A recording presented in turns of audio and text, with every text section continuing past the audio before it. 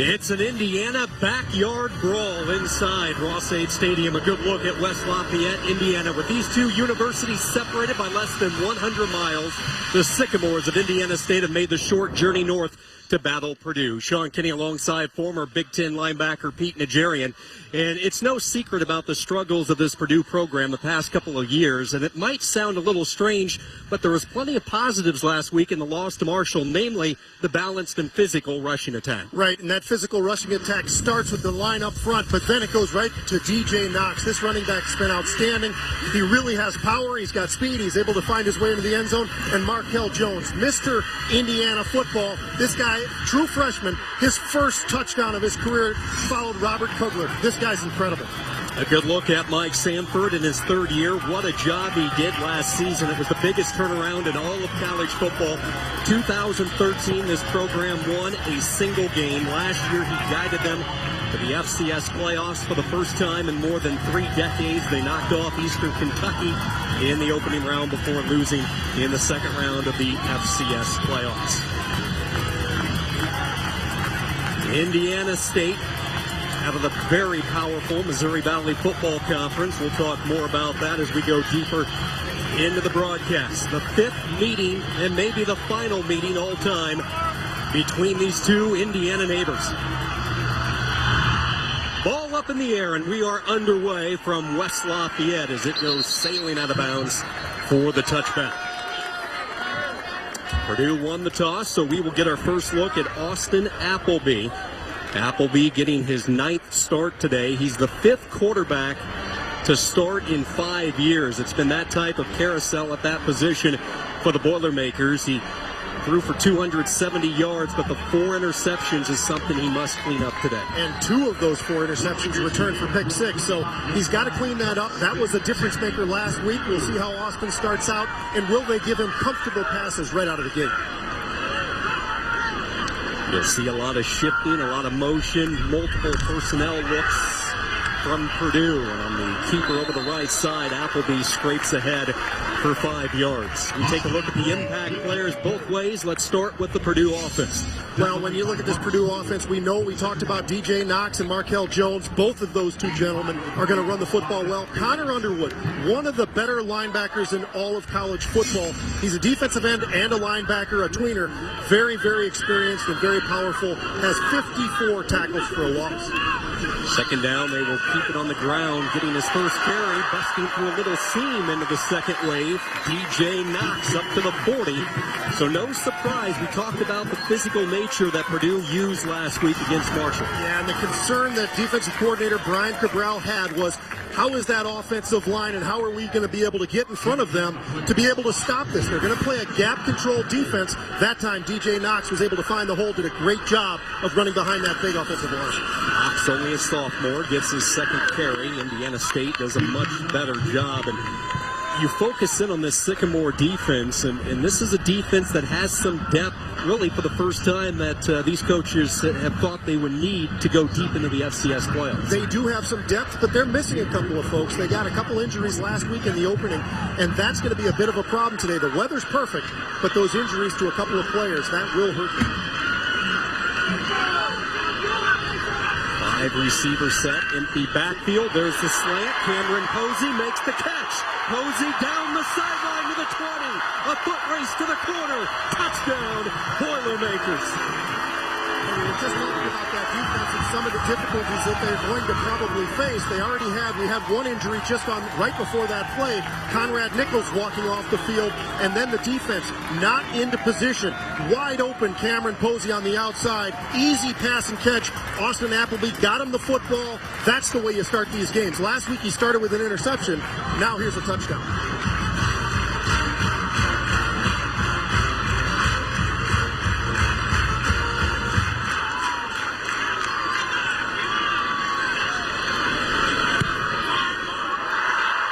Is up and through by Paul Briggs. So that did not take long. Less than 2 minutes in, a 57-yard strike as Appleby found Cameron Posey.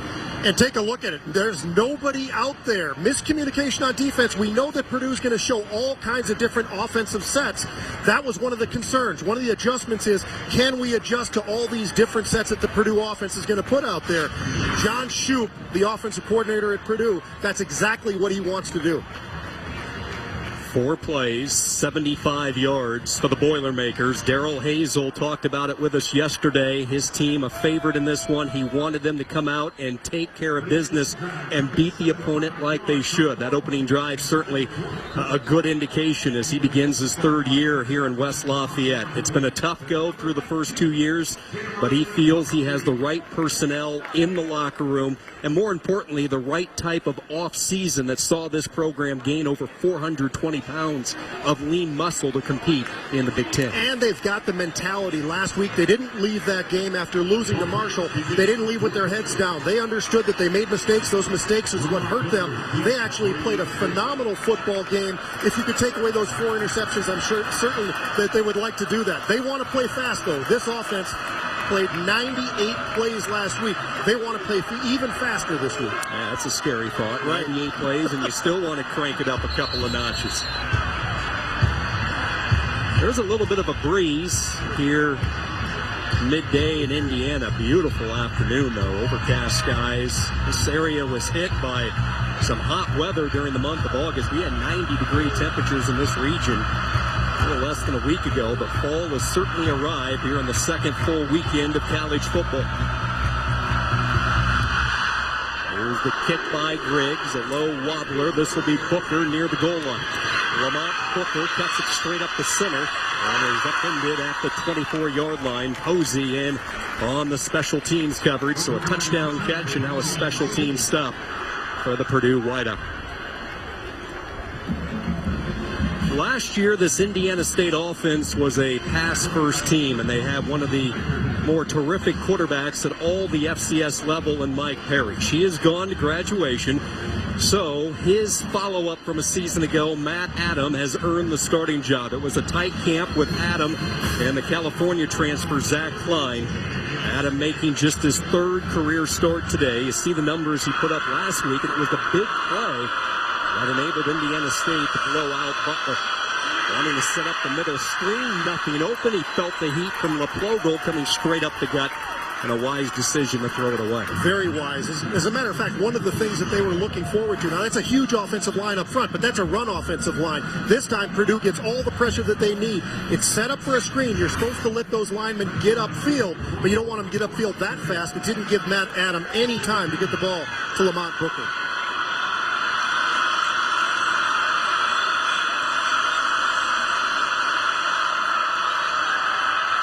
Adam to the air, fires down the side, looking for the tight end ground, a little bit too tall, incomplete.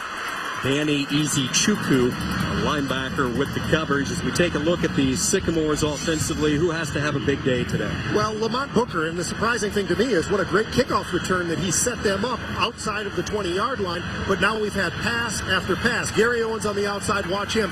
Jawan Bentley, freshman All-American last year. This linebacker, this kid can run. We were down there on the sidelines watching him. Big, strong, physical, angry. This is everything you want in a linebacker. Let's see if the Boilermakers bring the blitz here. 3rd and long for the young sophomore quarterback, Adam. Here comes Purdue. Now they drop it off. A quick throw toward the sideline. Stretching ahead. It's going to be very close. Kelvin Cook with the reception, but he'll be a yard shy. And it looks like an initial 3 and out for the Sycamores. And a little bit surprising, 3 passes in a row. He had to pass now, but you go to a 6'5" wide receiver, Robert Tanyan, on the outside.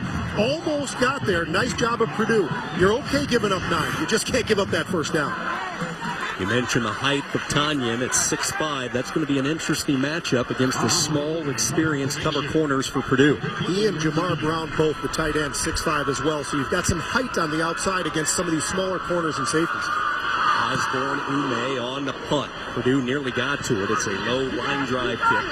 Ball will be scooped up by Frankie Williams. He's in trouble, trapped, and thrown down back inside the 15-yard line. So an early strike by Purdue, and then the Boiler D forces a 7-0 Purdue on top. It was a little bit of a blend of power and then a quick strike through the air on their opening drive. Yeah, absolutely. And we knew about DJ Knox. We talked about him. We highlighted him. And here he is. And look at the offensive line. He isn't touched till he's 8, 9, 10 yards downfield. And then Appleby. He was able to find Cameron Posey on the outside. Miscommunication on defense. Sets up that play. Purdue takes advantage of it. Purdue offensive line experience, and we'll talk more about that in a moment. They return all 5 starters, and they have some depth. Give it to DJ Knox. He gets ahead for 2. Conrad Nichols in on the stop. This Boilermaker offensive line, one of just 9 teams in the country that return all 5 starters, and you see the dramatic increase in production from 2013, part of their 1-win season, to their 3-win campaign last year. And if last week's game against Marshall and the opening drive of today's matchup is any indication, those numbers will continue to increase. And I think it all starts with Robert Kugler up front, number 57. We were focused on the center. He makes all the calls. Quick throw, this one too tall, over the head of Danny Anthrop. And for Purdue fans, they're just happy to see number 33 out there. He's been battling some soreness. He suffered that real severe injury last year in the game against Nebraska where he tore up his knee, broke a couple of bones in his leg. He went through a rigorous rehab process through the offseason to get ready for this year, but he is still fighting some soreness. He is fighting that soreness, and if that continues, that persists much longer, they're going to have to make some decisions whether he decides to take a redshirt year as well. 3rd down and 9, penalty marker in. Appleby escapes danger, floats dangerously close to his end zone, now throws a wobbler toward the far side, incomplete. Good job defensively by Indiana State. Let's check to see what the marker is all about.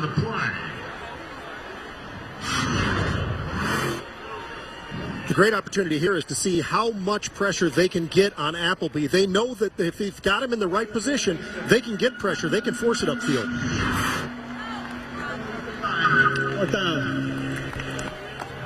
Mark Kruzinski, our referee, the penalty on Purdue, so the Sycamores will decline it. And a much better looking defensive sequence for Indiana State. They're going to get the ball in pretty good shape here. There are some solid football players. The strength, obviously the linebackers for Indiana State. You look at Jameer Furman, very, very active, very strong. As a matter of fact, Brian Cabral just smiled ear to ear when we talked about him. And Connor Underwood, we talked about him being an impact player. Keep an eye on number 55 as this game progresses. Meadows to punt from the front of his end zone. Awaiting the kick is Tanya. They try to keep it away from the 6'5 receiver. That ball, let's see if it's live. Indiana State jumped on top of it at the 49-yard line. Smart move. You've got to get on top of that because it did look like it might have hit one of the players. If it's a live ball, you don't want to just stand there looking at it. Great job by Indiana State getting on top of that football. Heads up play by Linnell Brown. Let's see if this... Looks like it hit a Purdue player, looked maybe. like it hit a Boilermaker, yeah. So... Still, when you're unsure like that, jump on top of it. You never know. And I'll tell you, Linnell Brown last week had an absolutely terrific week for the Sycamores on defense. He's kind of that tweener. He's that nickel player, but he's occasionally going to be up on the line and bring him in on blitzes as well. Led the team last week in tackles. 38-yard punt, Indiana State in good shape as they try to get that running game going with Lamont Booker. And eerily similar to Purdue's duo of backs, Booker excelled last year in his first career start wearing the Sycamore white and blue. Yeah, he's a heck of a running back, and that's going to be the challenge. Can Purdue jam that box? They're not as concerned about the pass, at least not on 1st and 2nd down, so they're going to try to pack into that box and stop Lamont Booker.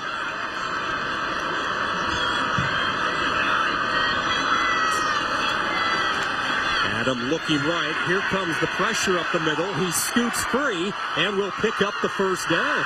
Nice job improvising as he skids up near the 30-yard line. 17 yards as Purdue nearly had him in their grasp. Absolutely. Some great pressure up front from that Purdue defense, but as everybody drops back, they lose sight of where Matt Adam is as he starts to scramble forward. He was just looking to get back to the line of scrimmage. There was nobody there. He was able to find some daylight, get a 1st down. Just outside the 30 is where it's marked. Indiana State down 7 early. We'll hand the ball off, and there's not much there. Antoine Miles, the defensive end, sliding down along with Easy Chukwu. But Lamont Booker's got to get those carries. They've got to get him the football. They've got a monstrous offensive line that we'll talk more and more about as the game progresses. But 6'5", 330-pound average across this offensive line for the Sycamores. So they're big. They're going to try to make some big walls and allow Lamonte Booker to cut between them and find those gaps. Crazy formation, the quartet of receivers to the bottom of the screen. They try to quarterback draw, and that does not fool Jake Rapogel. The veteran of this interior defense, part of 10 deep up front for Purdue. Jake Rapogel's an outstanding defensive lineman, but sometimes you just wonder, are coaches overcoaching? That time, setting themselves that empty backfield, all those receivers, as you mentioned, to one side, and then trying to run the quarterback to the outside. You just wonder sometimes, are we overcoaching? Let's stick to what we've got. Lamonte Booker's an outstanding running back. Let's get him the football. Rapogel started all 12 games last year at 10.5 tackle for losses, making the switch from the outside to one of the interior spots. Third in double digits for Adam. Has a pocket initially. Now he's in trouble, and he's sacked. Evan Panful with the sack. There is a marker down, as Panful was able to break his way through. Well, they've had no problem getting pressure on the quarterback. They're getting upfield. That defensive line doing an absolutely outstanding job. That time, Evan Panfil, good-sized defensive end at 6'5", 262. Nice job getting that tackle. This is Purdue's official warning for sideline interference. There's no yardage penalty. The next one will carry a 5-yard penalty. 4th down. So the sideline warning, but for the second straight play, Purdue able to get some pressure. And you can see you're just rushing 3 players. Matter of fact, they're just looking around. Anthony Miles was there as well, but he's just a spy. He's spying the quarterback, did a great job there. Panfil from the outside closes down into that pocket and gets the sack. How about this? Woo. A little bit of a confidence boost for Eric Hydorn. Hydorn, the left-footed kicker, 3-year starter for Indiana State, puts it up. It's on line, but it falls just short from 55 yards, and Indiana State comes up empty. Yeah. So the Sycamores unable to take advantage of the field position. The Boilermakers lead it early here in West Lafayette. Purdue on top. Mike Sanford electing to attempt a long field goal of 55 yards. He had the wind behind him here. Do you like the call? But what was strange, he did not use that young man, Andrew Lunsford, who has a whale of a leg. Yeah, that's the surprise. And he talked about specialists. He talked about the punter, the snapper, and the kicker. And we didn't see Lunsford get out there and have that opportunity from 55 yards. I think the other aspect is you've got field position. You had a great opportunity there. That's an opportunity lost. And now you've given the Purdue back the ball just short of the 40-yard line. Appleby's going to go to the air. He's going to step up, try to avoid danger, but he cannot. He's swallowed up back at the 34-yard line. Good pursuit along the edge that time. And Lonell Brown, you talked about his career game last week, able to shoot his way through. Right, and this is exactly what we were talking about. He sneaks up, and he's not necessarily a linebacker, certainly by his size, but these are the chances that they've got to make. Indiana State, Brian Cabral talked about it. We've got to get pressure on the quarterback when they're going to throw. They saw the situation as a throwing situation. They got on Appleby quick. It's a high-volume defense. They will run a ton of different looks. Looking for any type of room, nothing happening for DJ Knox. Swallowed up at the line of scrimmage. Conrad Nichols was one of the first ones in there at defensive end. And they've got some decent size across that defensive line. Conrad Nichols, 6'5", 270 pounds. Cassidy's 280. Alec Lyons is 260 pounds. So they've got some size, but they've still got to shoot into those gaps. That Purdue offensive line, they're not only experienced, but they're about 300 pounds across. 3rd down and 9 for Appleby. They need to get it to the 47. Here comes the middle linebacker blitz. They pick it up initially, throw along the side, and D'Angelo Yancey makes the catch. Oh, what a terrific blitz pickup to buy Appleby some time. Absolutely. Great job of getting that pickup. And by doing so, now you get an opportunity on the outside to see D'Angelo Yancey, 6'2", 225 pounds. He's not a tight end. This is a wide receiver. He uses his physical ability to get off of Starks. Starks, by the way, struggling a little bit with injuries. That time Yancey was the better of the two. 18-yard strike on 3rd down. Look at the tough running, the spinning, the churning there by DJ Knox. It's about as good a 3 to 4 yard run you're going to see. And he's not a big guy. We're talking about 5'7", 195 pounds, some decent size. But the coaches, John Shoup talked about it yesterday. He absolutely reminds them a lot of Thurman Thomas. So for the folks out there who are old enough to know who Thurman Thomas was, heck of a running back for the Buffalo Bills. Play fake by Appleby as he rolls right. Looks like he could run if he wants to, and that is the decision he'll make as he sprints toward the first down marker. You know, you go back to DJ Knox and his size at 5'7", 197. And for head coach Darrell Hazel, it's nothing new to bring these smaller backs along. You go back to his days at Kent State with Dre Archer, now a member of the Pittsburgh Steelers. Yeah, and there's nothing wrong with using these guys. These guys have the ability to be able to fire themselves through that hole. They've got to have that lower body. Both Markel Jones and DJ Knox have that lower body strength to be able to withstand a lot of pounding. Archie Griffin mentioned they don't measure the hole vertically, do they? That's right. Quick throw along the far side. It's a throw and catch, minimal gain. They get a yard to Trey Hart. And that previous play, nice to see Austin Appleby improvise a little bit that time and be able to get to the outside. As a matter of fact, DJ Knox was coming around the outside, kind of got caught up with Conrad Nichols, but it created a bit of a wall. Appleby was able to get to the outside and extend the play.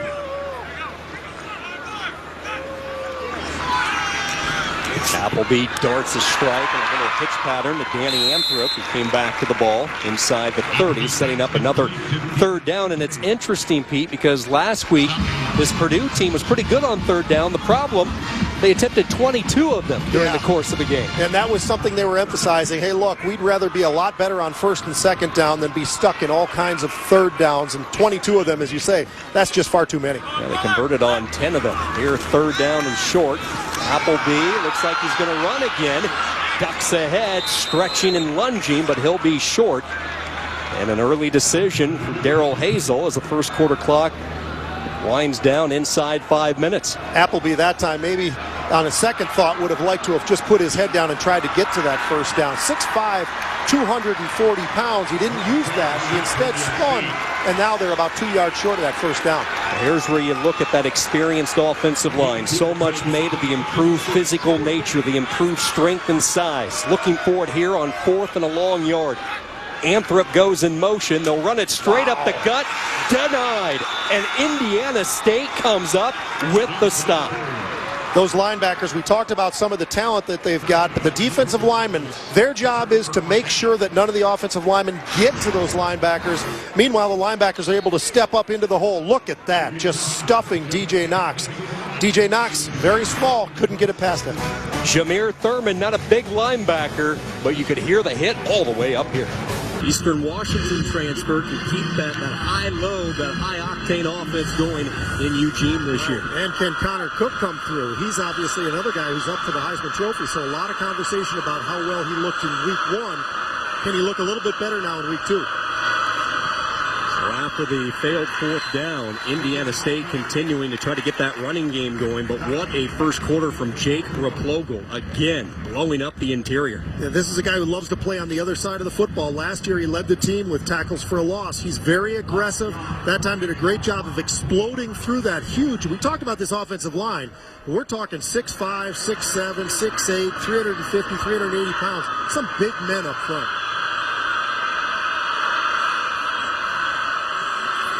Adam hit as he throws, and he overshot his receiver, nearly picked off. He was looking for Tanyan, and oh boy, did Adam ever pay the price. He absolutely did. This defense, we talked about them getting upfield. You can see right there, right at the very end. And who is it again?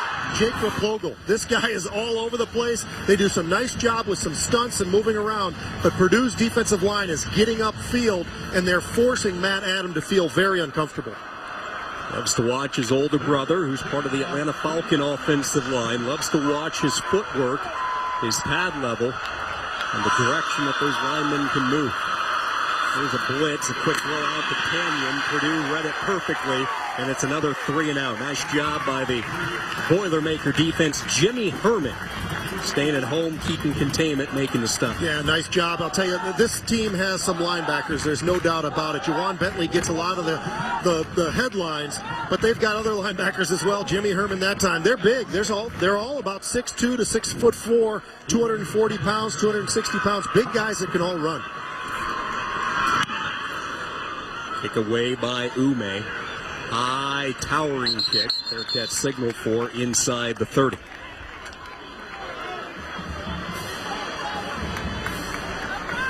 Mike Sanford in his third year guiding this Indiana State program. What a job he has done in Terre Haute. But you get the feeling talking with him on the phone yesterday and in person earlier today, he's even more proud of his son, Mike Jr. And let's go back to his days at Notre Dame when he was an assistant coach. You see that young lad on the left-hand side? That's Mike Jr. Well, that young lad has exchanged hats. He's went to a visor, and now he's the first-year offensive coordinator for Brian Kelly. And what an accomplishment. You know, for father and son. They talk weekly on the telephone. It's not always about football, as he told us. They talk everything. But you could just hear the pride in the tone of his voice talking about the accomplishments of his son as he gets set to make his run at Indiana. Yeah, he certainly did. And a great week to start things off just last week for Notre Dame. They looked outstanding on offense, and new quarterback stepping in and doing an outstanding job. I'll tell you what, he's very, very proud of his son. He brought it up again today down on the field before the game. Just excited that his son's doing so well. This is a guy from USC that went to Notre Dame, by the way, to coach there as well. And don't forget, if you want to find out more about the father-son relationship, it's going to appear in the upcoming transactions issue of ESPN Magazine. It'll begin appearing on newsstands next Friday. Also scheduled to run online next Wednesday, the 16th.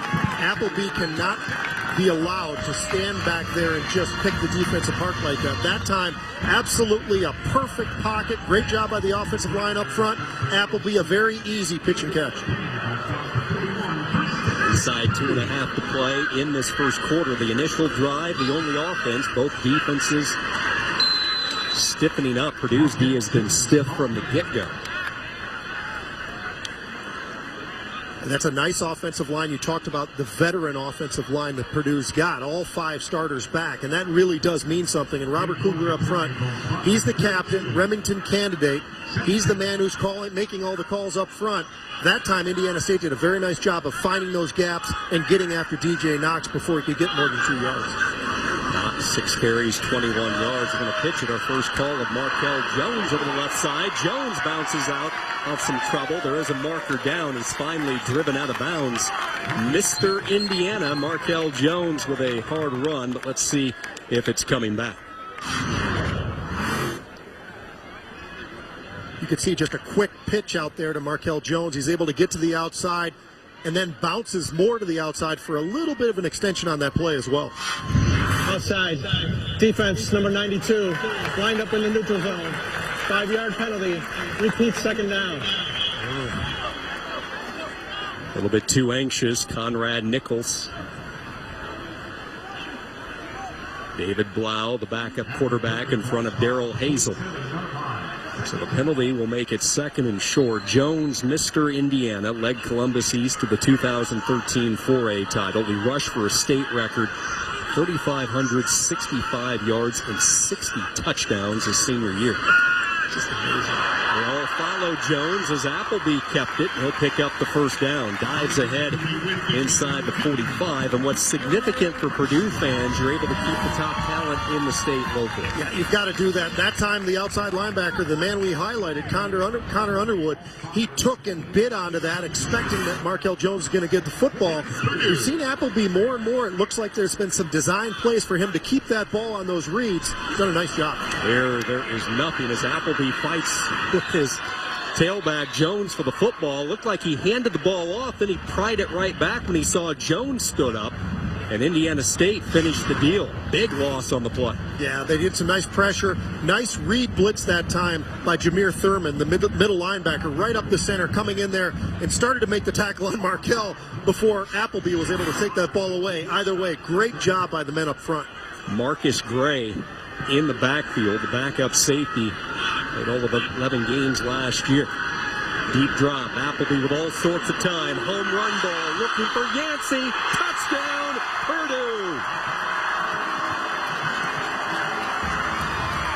And you said it, all day to throw the football. He was back there. He had all day. Literally, the pocket was perfect. Nobody was able to penetrate. Nice job by the men up front. Gave plenty of time for Austin Appleby to look downfield, put that ball up into the air just long enough for D'Angelo Yancey to run underneath it. Yancey at 6'2", 2.25. He's a big wide receiver. He's got a lot of speed, was able to beat the secondary.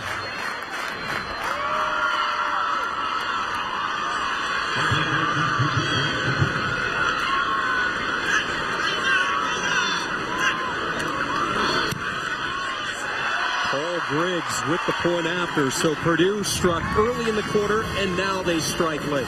And once again, here's Yancey. He's coming off the line. He's literally going straight up the field, right up that seam. He's able to beat the much smaller corner to the outside as well. That gives him that a huge advantage. And there he is, just running off to the races. Nice job by Appleby. He threw the ball where it needed to be. He didn't throw it short. He put it out there, gave Yancey an opportunity to get underneath it. Great job of execution that time. Austin Appleby starting off very, very solid. Look at those numbers. 140 yards and 2 touchdowns, plus his ability to run the football. But I think even more important, the reemergence of D'Angelo Yancey, coming off a disappointing last season where he just struggled, never found a groove, finished with only 12 catches a season ago, coming off a phenomenal freshman run in 2013. It was a completely different work ethic for him in the offseason. Darrell Hazel talked about the confidence is real with this young man now. Put in a terrific training camp in the spring, followed up very strongly in the summer, and now he's poised to be that deep ball threat that Purdue missed last year. And you can tell that Austin Appleby has all the confidence in the world that he's going to go up and get that football. He launched that ball just long enough, gave him a great opportunity to get underneath it. And again, credit that offensive line. I'll tell you what, they had absolutely no pressure from the defense. Appleby had all day back there to get that ball in the air. Booker comes charging up at the 5. Lamont Booker, a little bit of a seam, takes it toward the sideline. 31 yards on the return, pushed out. That was a young football team last year. Now they've got some experience behind them, and you can see that confidence, a bit of swagger coming back to that football program. Indiana State trying to get something started offensively, and this is a good start. Tanyan hauls it in, by far their biggest play in the first quarter. It goes for 20 yards, and prior to that throw, they had 19 yards of total offense. Yeah, and Anthony Brown on the outside, when you look at him, 5'11", 190 pounds. Meanwhile, you got Robert Tanyan, 6'5", 220 pounds. You got to get that ball to the big man.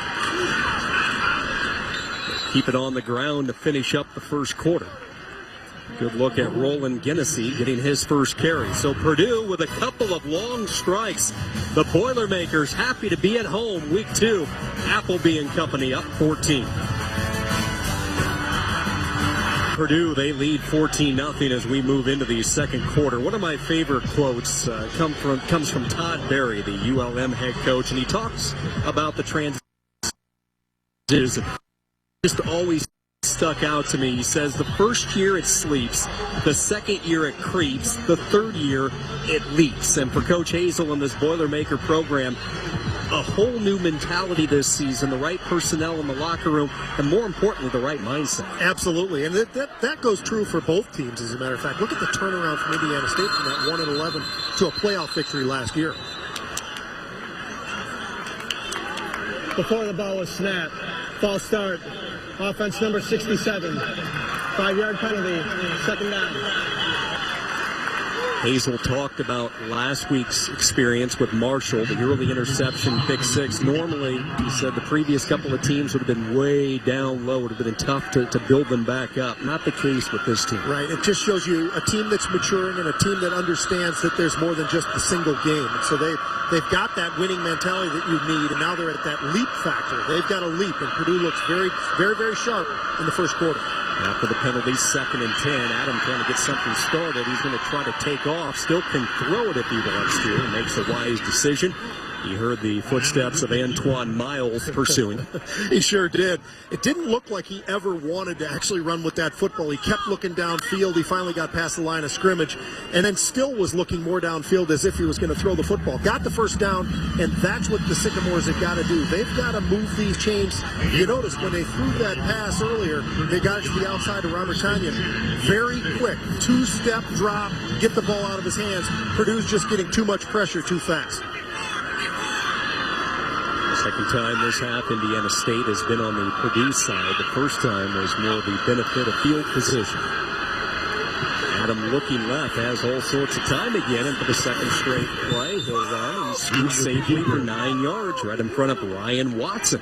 Great coverage. Purdue had everybody locked up, and a good decision that time by Matt Adam. He was waiting, he was trying to be patient, looking to see if either of the two receivers on that side were able to break away and get some freedom. They weren't. Made the right decision to run with that football. The tailback is Roland Genesee. Genesee, the transfer from Glendale Community College in Arizona. The other back, Dimitri Taylor, out with an injury today. Bad snap, and Adam pays the price.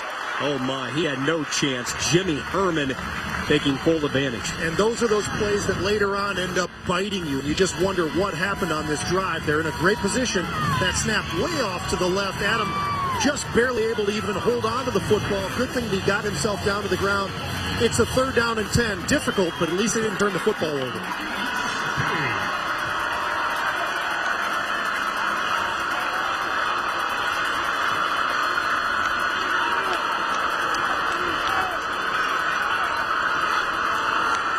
Purdue rushes 5, and it works. Herman again in the backfield, along with Frankie Williams. The two converge. The 3rd sack of the day, and Indiana State unable to convert on 3rd down. And as I say, you go back to the previous play. It puts them in a very difficult 3rd and 10. They've got to throw the football. Purdue knows it. Purdue decides with Greg Hudson, the defense coordinator, we like to press. We don't mind pressing on the outside. We're going to bring everybody. Nice job of getting pressure onto Matt Adam, making uncomfortable right out of the gate. Indiana State 0 for 4 on 3rd downs. Frankie Williams coming along the edge from his cornerback spot, one of the senior leaders of this secondary. And now Ume will try to play the field position game and does a good job at it. Of emphasis, a major point of emphasis for head coach Mike Sanford. He will pin Purdue deep, but right now the Sycamores having some trouble on offense. New Year's Day, and I think year 1 last season was a huge hit, Pete, as you look back, the run at Ohio State, sneaking in as the number 4 team, and then they rolled their way to a national championship. And I'll tell you, after getting a good chance to look at Ohio State, once they got a few of the butterflies out, wow, do they look like they're back and ready to go. And Braxton Miller, just an absolutely incredible game last week.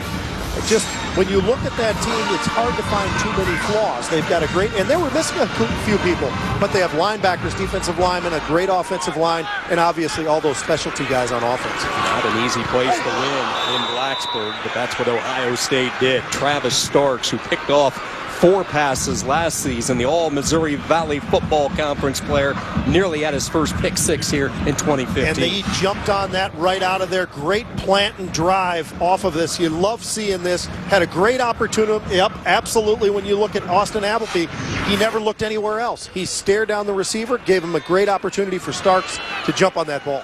Appleby 1 of 3 on 3rd downs, and this one is dropped incomplete. So Indiana State will get the football in good shape, in and out of the hands of Anthony Mahungu. Mahungu, native of Paris, France. Another deep ball threat for Coach Darrell Hazel, but a 3 and out. And maybe a little life for the Sycamores. And Pete, offensively, what does Indiana State need to do on this drive to get some points? Well, they showed it on the last drive. They've got to give an opportunity for Adam to be able to find his way through. And if the players are covered, he's got to use his legs. He's got to make that decision a little bit quicker, though. He's pausing too long on those opportunities where he could extend and get first downs. He's got to get those chains moving. A terrible punt off the side of the foot. A shank from Thomas Meadows, and Indiana State catches the break they so desperately need to try to get back into this football game in the first half. You exactly said it. Now they're going to have great field position, but they've got to take advantage of that. They just can't fumble this away. When you take a look at, you've always got to focus. You're deep into your own territory. Kicker looked like he was focused on that, but just completely misses. And because of that, Indiana State's going to get the ball inside the 35-yard line at the 33. Now the offense has to execute. That first quarter, it was all Purdue. The yards, you look at what a great first quarter Austin Appleby had. Now Matt Adams got to produce, and they've got to get the ball to Booker. That offensive line has to actually show us that big offensive line's got to find some big holes. At the 33-yard line, following the 19-yard punt. Overload the right side. Booker back in there. It's a pitch right, then a cut back right up the center. And Lamont Booker, for the first time in this football game, with a little bit of daylight to work. Yeah, he's got to find it. We just talked about big offensive linemen. You got to make big holes, and they did that time. Great opportunity. Cut back. Nice read that time by Lamont Booker. Outstanding. He's got speed. He's added a lot of muscle in the offseason. Looks outstanding, the junior out of Orland Park, Illinois. Ran wild last week against the non-scholarship program from Butler. 1st and 10. Adam looking, floats. His receiver got tripped up with Herman, and here comes the marker. A late penalty from the back judge. Jimmy Herman with the coverage as Jamar Brown, the tight end, got all tangled up. Yeah, Jamar Brown's got that great size, and if you can find him, but he's also covered that time by Jimmy Herman, did a nice job. Maybe a little too nice. He might have had too many hands on him that time. We'll see. Pass interference. Defense number 29. The ball will be placed at the spot of the foul. Automatic first down. Jamar Brown, the tight end, coming across the formation. You can see it here. Adams looking for him, gets the ball up into the air. Just before he throws the football, you can see Jimmy Herman had his hand on the back, gave him a little bit of a shove, not a big one, but enough that the referee considered that to be a penalty. Here they are, 1st and 10. We said, take advantage of the situation. Now 1st and 10. They can't settle for 3. Got to get 7 points out of this drive. Indiana State inside the red zone for the first time. They were a perfect 3 for 3 last week. They will hand the ball off to Booker, trying to get to the outside, but he is pursued out of bounds. Great job there by the Boilermakers. Gang tackling. Frankie Williams shooting his way through, along with Rajon Howard and Robert Gregory, the first-year starter in the secondary. And that's okay, trying to bounce it to the outside. There was nothing there. He was going to lose a yard either way. Tried to use some of that speed, some of that strength to bounce to the outside. It just wasn't there. Still, you only lose a yard. Here you are, 2nd and 11. Got to get 5 or 6 here. Give that offense an opportunity to pound that ball into the end zone. Logan Buskey, the blocking tight end, he lines up to Adams' left. Gary Owens is at a quiet day. He's to the right. They swing it out to Booker, and he is knocked down at the line of scrimmage. Anthony Brown, one of the senior cornerbacks. When you talk Brown and Williams, a combined 51 starts between the two of them. Right, and these two guys on the outside, there's absolutely no concern when you talk to Darrell Hazel about those two guys. And great job that time in space against a very, very shifty back in Lamont Booker. But the way he was able to get himself and get his body propelled there that quickly, Anthony Brown, great job of coverage. Now we're looking at a 3rd and goal. They pushed them all the way back to the 16, 17-yard line. Loss of 6 on the swing pass. Again, keep an eye on number 4, Gary Owens. He's the explosive playmaker. He goes in motion. They're looking for the screen. Now they float it to Owens, wide open for the Sycamore 6. And the secondary just completely lost coverage that time. Gary Owens able to slip to the outside, past the defenders, found himself there. I think Matt Adams almost floated the ball a little too long. He wanted to be patient, didn't want to overthrow him. But I'll tell you what, he hung that ball up there for a while. Great job that time. Gary Owens was able to find himself behind that secondary and in front of the safety behind him. The first 3rd down conversion in this first half for Indiana State, and it comes at a critical juncture in this first half. 3rd and a mile, and they're able to strike as Gary Owens, coming off a 5-catch performance, showing his elusiveness. And take a look at Gary Owens, the way he's able to find himself into the end. Back 2nd most in Sycamore history. His first catch goes for 17 yards, and it puts Indiana State on the board. Pete, let's go back to the scoring strike. How on earth did number 4 get so open? Well, you look at this defense, you can see a lot of confusion. Look at the linebackers all talking with one another. Then all of a sudden it looks like some of the folks in the secondary as well. Total confusion by the defense.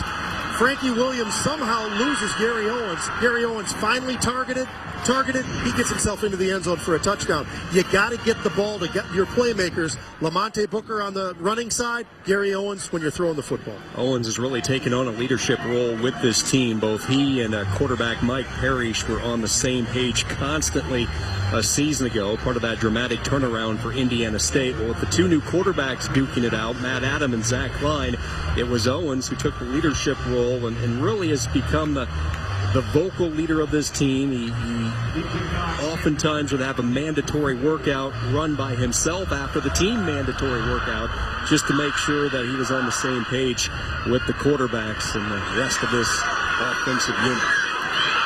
So they get back in this football game, and now a fumble on the return. It was stripped away late, and let's see. A scramble for the football, still no indication. And looking like Indiana State's got it. Sycamore football at the Purdue 35-yard line. Wow, and DJ Knox, normally just an outstanding kick returner, but that time did a nice job of getting himself upfield, gets across the 30-yard line, but late in the play, that ball pops loose. These are the kind of plays that they've got to have. Indiana State's got to get that football deep into territory, gives himself an opportunity. Cottrell Moss, number 40, the backup linebacker, delivered the shot that jarred the ball free, picked up by Marcus Gray. So a huge turnover in Indiana State. Takes over for the second straight drive on the Purdue side of the field. Last drive started at the 33. Now they open up at the Boiler 35-yard line.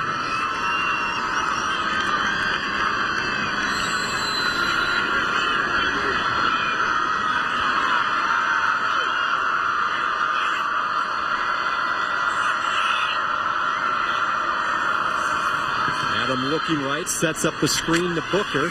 Booker makes a couple of defenders miss. Lamont Booker trying to scoot to the outside. He manages to get 6 yards forward progress. Tracked down on the play by Jimmy Herman again and Antoine Miles. Earlier in the first quarter, they tried that exact same play, but they got too much penetration from the defensive line.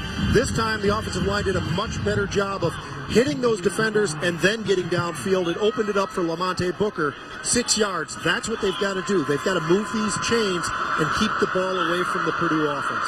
Lamont Booker, 5 carries, 15 yards. It's his second reception of this first half. Now it's Booker showing his speed to the outside, lowers the pad level, squares up, and gets the first down. Crashing ahead inside the 25-yard line, Lamont Booker. Strong runner, although he gets up a little wobbly after this play, but strong. We talked about some of that speed. You can see the speed there. You've got to accelerate. You've got to run through some of these tackles. He does all of that. End of the play, he walked away a little bit wobbly. It looks like he's going to have to get replaced now by Roland Jensen. It's already a depleted running back core with no Dimitri Taylor. He suffered an injury last week in the win against Butler, so Roland Genesee in there, the transfer from Glendale, the junior from Memphis, Tennessee. Nowhere to go for Adam. He will run ahead and tripped up just as he looked to get the engine going. Antoine Miles reached out to grab a shoelace and bring him down. He didn't see him, but that time it looked like Genesee was on the outside and was open for a pass. You can see it right there at the top, but when you're watching this guy play, a little bit bigger. When you look at Booker, 5'11", 190 pounds, Genesee brings a much bigger frame. He's 6'1", 2 1/4, so not quite as fast, but a little bit bigger. He's going to bring a little bit more thud when he's running through those holes. He led Glendale Community College last year in rushing. In fact, led the Arizona Community College Athletic Conference. Looking for the slant to Tanyan, a bit behind, incomplete. Coverage on the play by Leroy Clark. I think Tanya was looking for a flag possibly as well, but I think Matt Adam threw that ball a bit behind him that time, and just some of the adjustments. Good non-call by the referees in the back of the end zone.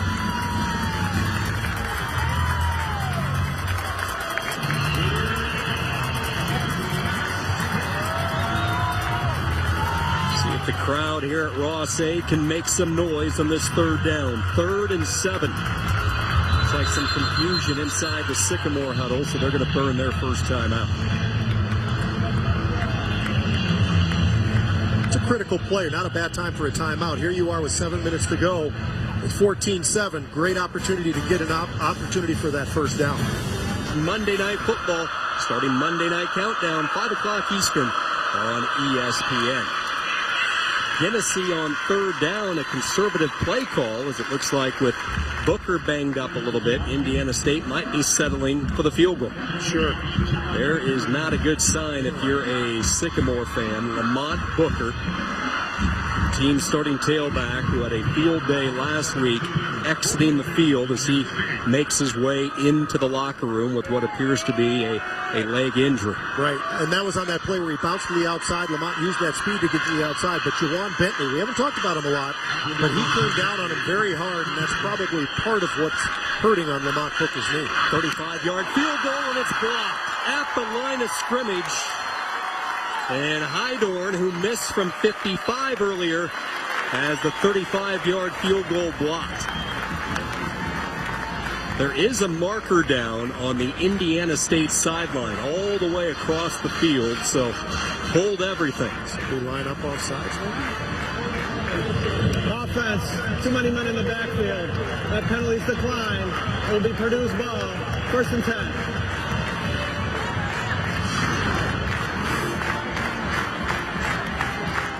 Snap's not bad. It's not perfect. But some great penetration up front by the defensive line for Purdue. You can see that. Got a great out on the outside, it's Anthony Brown. But on the inside, some great penetration as well. Ryan Watson, 6'2", 300-pound senior. The powerhouse, Our Lady of Good Counsel in Maryland, able to get that big paw up there and come away with the block. So the Purdue defense does the job.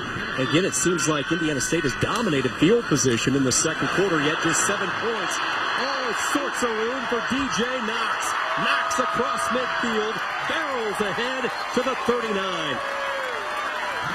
I'll tell you what, that hole was absolutely massive, and we got a flag on the play at the end of the play, further downfield where Robert Kugler was running from the center. But look at that hole, my goodness.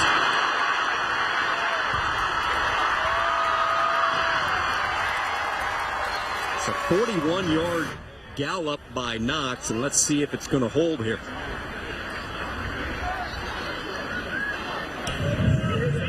During a run, illegal block in the back. 57 of the offense. 10-yard penalty. It will be 1st and 10. Good call, Pete. You mentioned Kugler. It's kind of a double-edged sword there. You love to see your linemen getting downfield, trying to get the block, but somebody turned around, and you see the frustration by the Remington list candidate, the leader up front, the senior out of Pittsburgh. I'll tell you, though, the crazy part of that play is if you go back and look at it, Kugler's the guy who got hit. He actually got hit from the Indiana State player, was hit on the side, actually in the back of him, and that's why he's so frustrated. They might take a second look at this.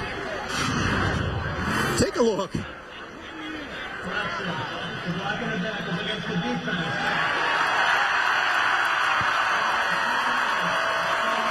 we get a chance, the better look is the look from the back, from the end zone when we actually see that play, because wow, it absolutely was not Robert Kugler on that play.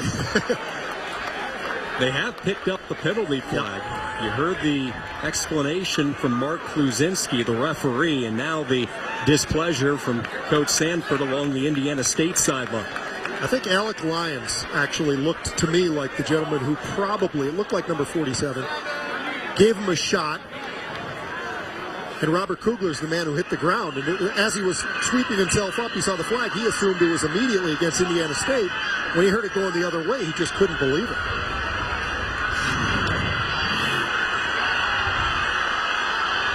Top right-hand corner. Keep an eye on 47 in the white. And you see him take a shot there at the center, Kugler. And Kugler never saw it coming. So I misspoke. They're not picking up the flag. 1st and 10 at the 28. That is a call you just don't see too often. Right, yeah. Mike Sanford's not happy about it, but it's the right call. He might not be happy about it because of this huge swing in field position, obviously, but it is the right call. That was a play by Alec Lyons, not Kugler. Kugler was the recipient of that play.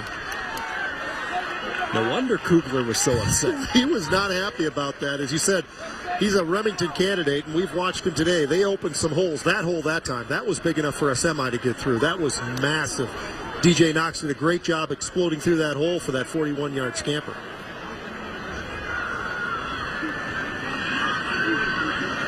Mike Sanford has his team in this football game. Indiana State last year knocked off Ball State. Now and possibly their final trip to West Lafayette, hanging tough with the Boilermakers in the Big Ten. 51-yard swing, though, as Purdue has turned the tide on field position. They give it to the hot hand, DJ Knox, slicing his way over the left tackle. And the name we haven't really mentioned much today is the All-American Connor Underwood from Indiana State on defense. We came into this game, he was one of the impact players. He's an outstanding player, but it says a lot about what that offensive line is doing up front, and he just hasn't been able to make a huge impact. Appleby will keep it. Started to go right. Changed quickly back toward the center. Tripped up on the play by a couple of secondary players. I like that play call that time. A little bit of a misdirection with the running back. You give it to Appleby. He's 6'5", 240-pound quarterback. We stood down there. He's a solid young man. And I'll tell you what, he's done a nice job. And you could see there's the offensive coordinator, John Shute. They want him to run with the football a little bit more often. Not necessarily as a runner, but a few design plays here and there. Two tight ends, receiver in motion. They keep it on the ground over the right side. And look at the hit put on by Solly Lowe. He'll drive Knox backwards. Terrific play by the strong safety, Lowe. First-year starter, had a couple of picks last season, has earned his way, fought his way into the starting lineup. Yeah, absolutely. And DJ Knox, he normally can run through folks, but not that time. A great job by the defender of stepping up in the hole. And Sully Lau, just an outstanding job. Not a big guy. 5'9", 195 pounds. You can see it right there. And look at where he's from, Terre Haute, Indiana. Homegrown product. The jarring hit, not enough, though, as Knox is able to pick up first down yardage. Empty back set as Knox goes in motion. They fake it his way. Appleby wanted to go toward the end zone. Still looks that direction. Toward the pylon. Knocked away. Incomplete. Travis Starks with the deflection. You know, he was looking, he was patient back there, Austin Appleby, as he scrambled to the right side. Might have wanted to tuck this football. They were well covered downfield, both receivers. As he's looking down there, he's obviously looking at Danny Anthrop. Of course, why wouldn't you? But he's covered. That time he might have been better. He tucked that ball and just gotten a few yards as a quarterback. See the three down linemen for Indiana State. Second down play, they rush five. Nice pocket develops. They go to the sideline to Anthrop. This time he found a little seam. And Purdue should have it first and goal. Anthrop, who led the team last year with 38 receptions before that crushing injury at Nebraska. He's an outstanding wide receiver. He knows how to find those openings out there. And Travis Starks just a little bit late on the reaction that time. But Austin Appleby, much better today, getting that ball out of his hands quickly. Purdue was really good in the red zone last week, 4 for 4 against the Thundering Herd. Here, Appleby trying to power forward. You see him get bent backward and immediately started to reach for his lower back, and he is down. And now some jawing, some pushing, some shoving up front as Appleby got all pretzeled up there inside the pile. Yeah, he sure did. That's the dangers. This is a great play call. They called this just a couple of plays ago. Fake it to DJ Knox to the left. He's going to run to the right. But that defense that time came swarming in, twisted off of Austin Appleby. Not looking all that great. Right now, you ought to hand that ball off. And that's what they're going to do with Knox running over the center Kugler. And it will be third and short. Indiana State stiffening up inside the red zone. And speaking of stiffening up, you could see Austin Appleby that time at the very end of the play just kind of stretch out that back, because the way he was bent far backwards certainly was hurting him. But now you've got a little bit of time. Now he's got an opportunity to throw the football if they feel comfortable enough. Third and goal. They're going to keep it on the ground and nowhere to go. What a play by Conrad Nichols, sliding down from his defensive end position, pretty much untouched to make the stop. Nice job of just collapsing down the line of scrimmage and coming right after DJ Knox. You can see it right there, but tell me that time, had he not had the back injury, would Austin Appleby have kept that football and maybe trotted himself into the end zone? You see Appleby limping off the field, and he's going to get worked on, I'm sure, but first the conversation from Coach Hazel was Paul Griggs, coming off a phenomenal season last year, became the first Purdue kicker to hit 3+ 50-yard field goals in a season. This one a chip shot, 19-yard attempt. It's up and it's through. But I think a moral victory for Indiana State, and more importantly, the health of Austin Appleby as he was all twisted up. Boilermakers by 10.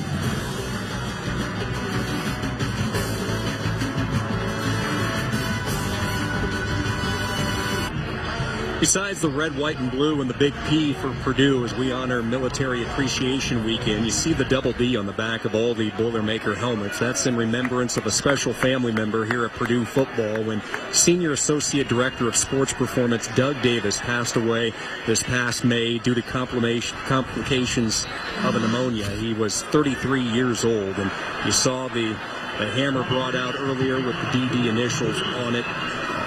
Doug Davis arrived here at West Lafayette following head coach Darrell Hazel. Davis had spent some time at Kent State and previously under Jim Tressel's guidance at Ohio State. So lost at a very young age of 33, and certainly in our thoughts and prayers, the Davis family, and getting honored here today in front of his home opening crowd in West Lafayette. Darrell Hazel talked about his interaction, Davis's ability to reach the players on the one-on-one level, the personal level, and that's what's going to be missed. He was terrific at his job. The players absolutely loved him.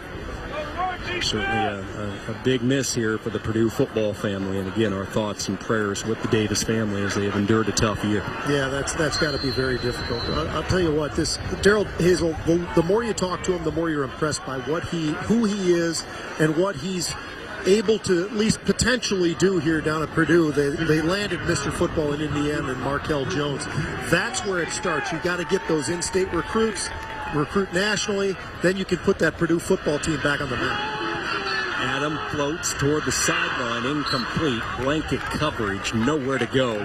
Tight coverage by Anthony Brown.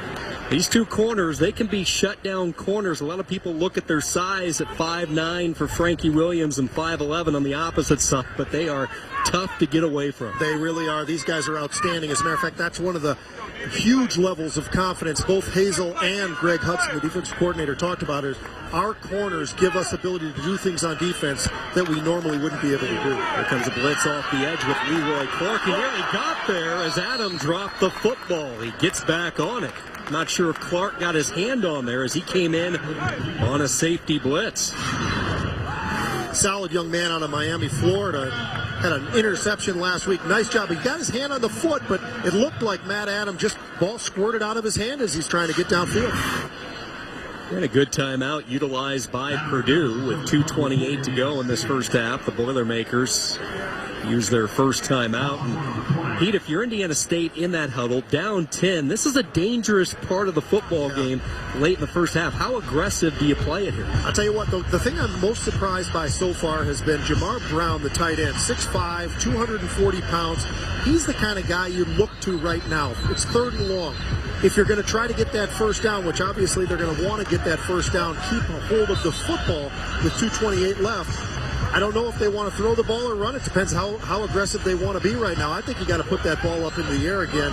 Try to get it to somebody like Jamar Brown or Robert Tanyan on the outside at 6'5". Look for those big receivers in some of these mismatches with Anthony Brown and Frankie Williams. Both smaller, so maybe you've got that height advantage there to take advantage of that. No Lamont Booker. He still remains in the locker room following what appeared to be a leg injury in the second quarter. So it's Genesee in there on 3rd down. They move the pocket. Adam under pressure, and he's sacked back at the 22-yard line. It doesn't look too good either. Wow. He escaped Replogle, and then Miles finished the job. Look at number 54 coming up the center here with the pursuit. And what impresses you most right now with Purdue is their defensive line. We came in thinking linebacker, linebacker, linebacker. We talk about Juwan Bentley. His name really hasn't come up a lot. Jimmy Herman's been in coverage a couple of times, but this defensive line has been aggressive on pass plays. Those backup plays, they've been able to push that offensive line back, force themselves into Matt Adams' face, and they've moved laterally as well. So they've done an outstanding job giving Purdue the opportunity to get the ball back with plenty of time for that offense and 2 timeouts. And this pass rush will only get better next week with the return of G. Robinson. Robinson serving the 2-game suspension, but he is the most experienced defensive end. So the depth gets even deeper along that front wall defensively for defensive coordinator Greg Hudson. Ume on the punt. Line drive kick. Fair catch signal for. Williams charges in and hauls it in at the 48-yard line. So Purdue with one timeout left, plenty of time, a little more than 2 minutes to go, and Austin Appleby, after a rough exchange as Purdue worked it inside the 5, Appleby got all twisted up, and we were uncertain he would come out here in the first half. Oh, my. See him get those legs caught inside the huddle, inside that pile of bodies. Yeah, he got stretched out pretty bad, and that's why they stayed conservative, handed the ball off after that, and unfortunately had to settle for 3 points. They were very close to getting that ball into the end zone, but I think they've got eyes on the end zone once again. Solid first half for Appleby. They will keep the ball on the ground. Tough running, second and third effort up near the 42-yard line for Markel Jones. Jones has really not been active here in the first half. It's been a steady dose of DJ Knox. Knox 11 carries for 70 yards. That's Jones's third rushing attempt in this first half. Appleby against the four-man rush, throws a strike toward the near side. First down yardage inside the 30. Cole Herdman, who caught a ball last week, the backup tight end. You can see that pace starting to pick up, right? At 2 minutes left in the, now 1:48, but you can see how fast they want to play. This is Darrell Hazel. He talked about it. Pace, pace, pace. They want to get those plays out there and confuse the defense if they can. Stack up two receivers right and left out of the shotgun for Appleby. Deep drop, floats, looks near side, trying to direct some traffic downfield. Nothing open. Starks had coverage from his quarterback spot. Looked like he wanted to settle in on Jones out of the backfield. Yeah, looking for a look, and why not? Make it the easier pass for Appleby as he's scrambling to the outside, looking downfield. But they want to keep that pace going and try to put Indiana State's defense and Brian Cabral into a bad position and find some mismatches. Straight up the middle, they pull a lineman on a trap block. 3 yards for Markel Jones, setting up a third down. Again, plenty of time. 90 seconds to work, and Purdue still with one timeout. Look to the outside. Maybe it's D'Angelo Yancey. Maybe it's Danny Anthrop. But looking to the outside for some of these wide receivers. They are split extremely wide right now. Three-man rush. Nickel package in. Appleby pointing downfield. Escapes Lyons. Escapes a second defender, but cannot get rid of the third. And there is Connor Underwood, the All-Missouri Valley Football Conference player from a season ago, defensively making the play. Yeah, he's a heck of a football player, and I'm surprised we haven't said his name more, but he was on the previous play as well, made a nice tackle. That's what this defense had needed to do. They need to stop Purdue from getting those 7 points, hold them to 3 points.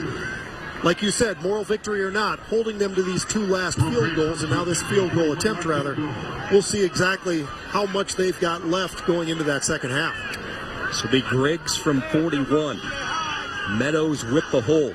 Good snap, good placement. Kick on the way, and he pushed it to the right. No good.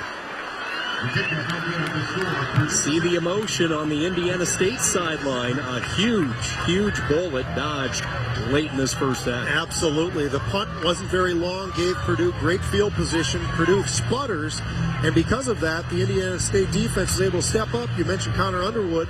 We finally mentioned him a couple plays in a row, made a few tackles, got himself involved, and then State has contributed millions in scholarship funds.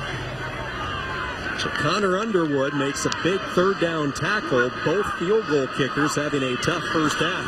And now it will be a shorthanded Indiana State team going back to work with Guinnessy. Again, no Lamont Booker. That's going to be an interesting storyline at halftime to see if Booker's able to come back, or will it swing to the Glendale Community College transfer for the workload. Yeah, Dimitri Taylor, and we'll have to see, but Indiana State, I think, looks like they just want to try to figure out a way to get into halftime and see exactly what they're going to be able to do and what the potential is for Lamont Booker to get back on the football field.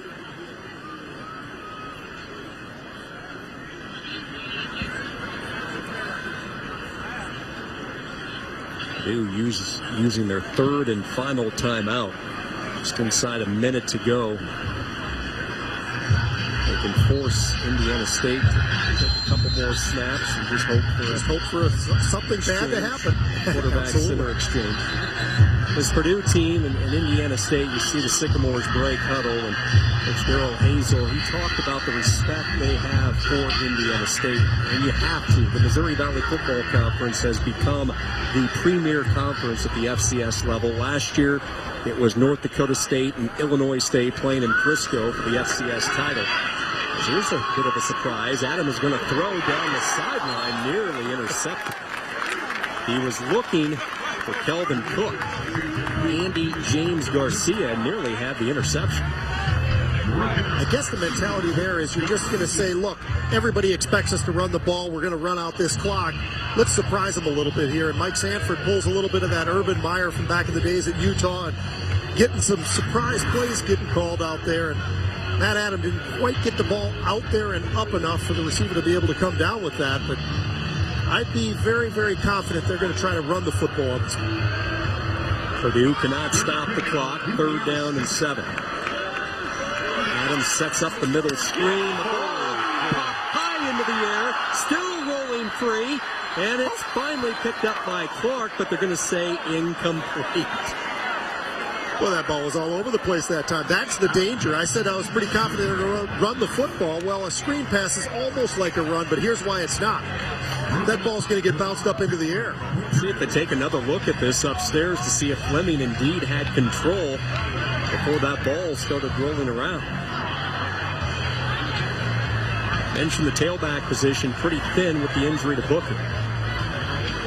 And now Preston Collier, the right tackle, 6'7", 320-pounder, kind of walking off gingerly as well. Indiana State does not. That's the one difference here that Coach Mike Sanford talked about a lot. The number ones, we're pretty close with number ones, but number 2s and 3s, that's where the big difference is. They've got to get some folks back on the field healthy. Ume on the punt one more time. High, shallow kick takes an Indiana State bounce. So a 17-7 lead for Purdue.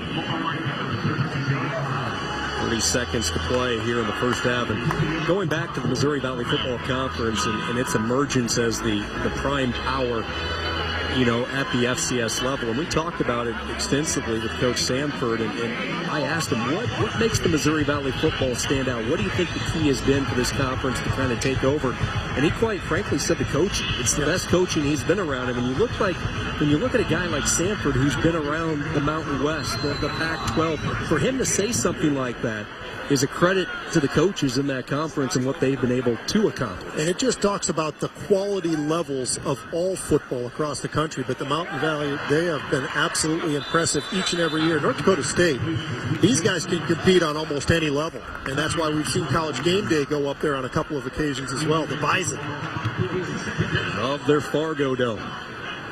Quick swing pass to DJ Knox. Purdue not going quietly into the half. Here's Herdman, the tight end, making his second grab. Clock will stop to move the chains with 6 seconds to go, and let's see if Purdue has time for one shot into the end zone. BYU-ish, like they pulled off last week against Nebraska. He'll spike it with 3 seconds to go in this second quarter. So the questions going into the halftime, Lamont Booker, how's his health? Now Preston Collier, the right tackle, how's his health? As they go into the locker room, hopefully they're going to be able to find out some good news for Indiana State and Mike Sanford. They've moved the ball at times, and then they've just shot themselves in the foot. They've got that 7 points up on the board, but they've had more opportunities to have maybe 14, maybe even more points on the board, and unfortunately just haven't been able to do it. Appleby's going to throw the ball 51 yards here. Sets his legs, at least trying to set his legs. Now he heaves it downfield. A mass of humanity. Caught for the touchdown.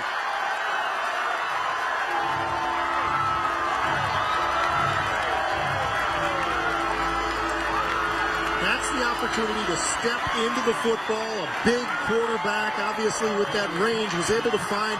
That's why 3 ticks of the clock. That's all you need. You need that snap. Austin Appleby back there at 6'5", is able to step into the throw and launch it into the end zone.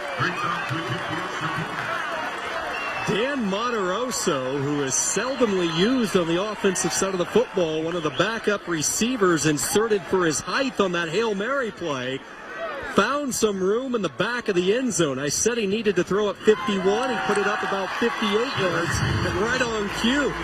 And a touchdown for Purdue. And this is why you play every single second of every game. And you mentioned Nebraska just last week, and everybody had an opportunity to see that. Well, this isn't underthrown. This is almost overthrown, and you can see the ball adjustment. Look at the eyes. It's able to get that football. Montecero, just an outstanding job. But Appleby, because he was able to step into the ball, launches it in the air, as you say, 55, maybe 56 yards. 3 touchdown passes in the first half, and the momentum clearly with Purdue. Your halftime score, the Boilermakers 24, Indiana State 7. We now go to ESPN Goal Line on the other side of the break. Stadium here on the campus of Purdue University. A late score by the Boilermakers, and Purdue enjoying their largest lead here at the intermission, 24-7 over Indiana State. Sean Kinney alongside Pete Najarian, and we talked with offensive coordinator John Shoup yesterday with Purdue, and he said, we want the big play. I don't know if it's how he envisioned it, but they got the big play and lots of momentum right before half. They absolutely did, and this is exactly why you always want to play to the very bitter end, and this is also why you wonder about some of the mistakes in that second and third down plays by Indiana State. But here you can see Austin Appleby just absolutely able to step in and launch that football downfield, and what an outstanding job of the receiver deep in the end zone. Not shallow, but all the way in the back of the end zone, and that's what you can't have happen. You can't have receivers getting behind the secondary. It's exactly what happened on that Hail Mary. Dan Monteroso with his second career catch. It goes for 51 yards, and Darrell Hazel has his big play offense. Austin Appleby, you see the type of numbers that he has put up. His 3 touchdown strikes covering 50, 51, and 57 yards in the first half. Yeah, you talk about momentum and you talk about big plays. They've got it all right now. And Purdue really going into halftime feeling pretty good about themselves. And what a turn we've seen in this late in the second quarter there, where the Sycamores had an opportunity. They were moving the ball. They were within scoring position. And then the wheels just sort of came off. And then Purdue was able to take advantage of it late in the second quarter with that long Hail Mary with just 3 seconds to play. Austin Appleby, just an outstanding job of giving the opportunity for the receiver to go up and come down with the football. Indiana State will get the football to start this second half, now looking at their largest deficit of the afternoon. And if you're the Sycamores offensively, obviously you just took a huge jolt right before halftime.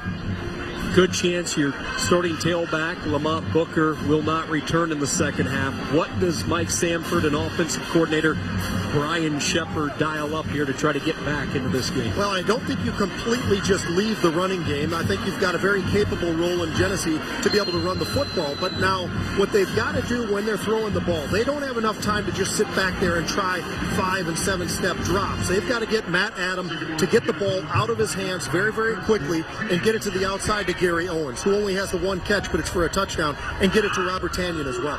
As expected, no Booker to start this third quarter. It's Genesee getting the call. As a cutback, patient running as he stretched it over the right side. He'll fall ahead for 7 yards. That's what they need. They need for the running backs to run with power, and that's what Rowan Genesee does bring to this game. A little bit different than Lamonte Booker. Not as fast, but much more powerful. The up-tempo from Indiana State. 2 straight carries for number 24, and they move the chains. Yep, he's 225 pounds, much bigger, and now he looks like he's hurt sitting on the turf as well. So we may be seeing number 31, Dimitri Taylor, next up. Marlon Fleming, the freshman. Taylor banged up as well, so it is getting really, really thin at tailback position for Mike Sanford as they take another look and try to see what happened here with Genesee. It's like somebody got a hand up there. You saw his head swivel back. He was the one who took his helmet off. His neck kind of turned awkwardly. But he is certainly a little wobbly as he heads toward the Sycamore bench. We talk about depth, and we talk about that's the difference, FBS versus FCS, and this is unfortunately what we're running into right now is Mike Sanford's just got to improvise. He's got to go with who is the next man up. It gets a little bit further down the depth chart. That makes it much more difficult. Matt Adam is going to have to step up now as the quarterback with another. Now we're down to the number 3 running back. 7 first downs in this football game for Indiana State. true freshman Fleming in at tailback. They play fake it to him.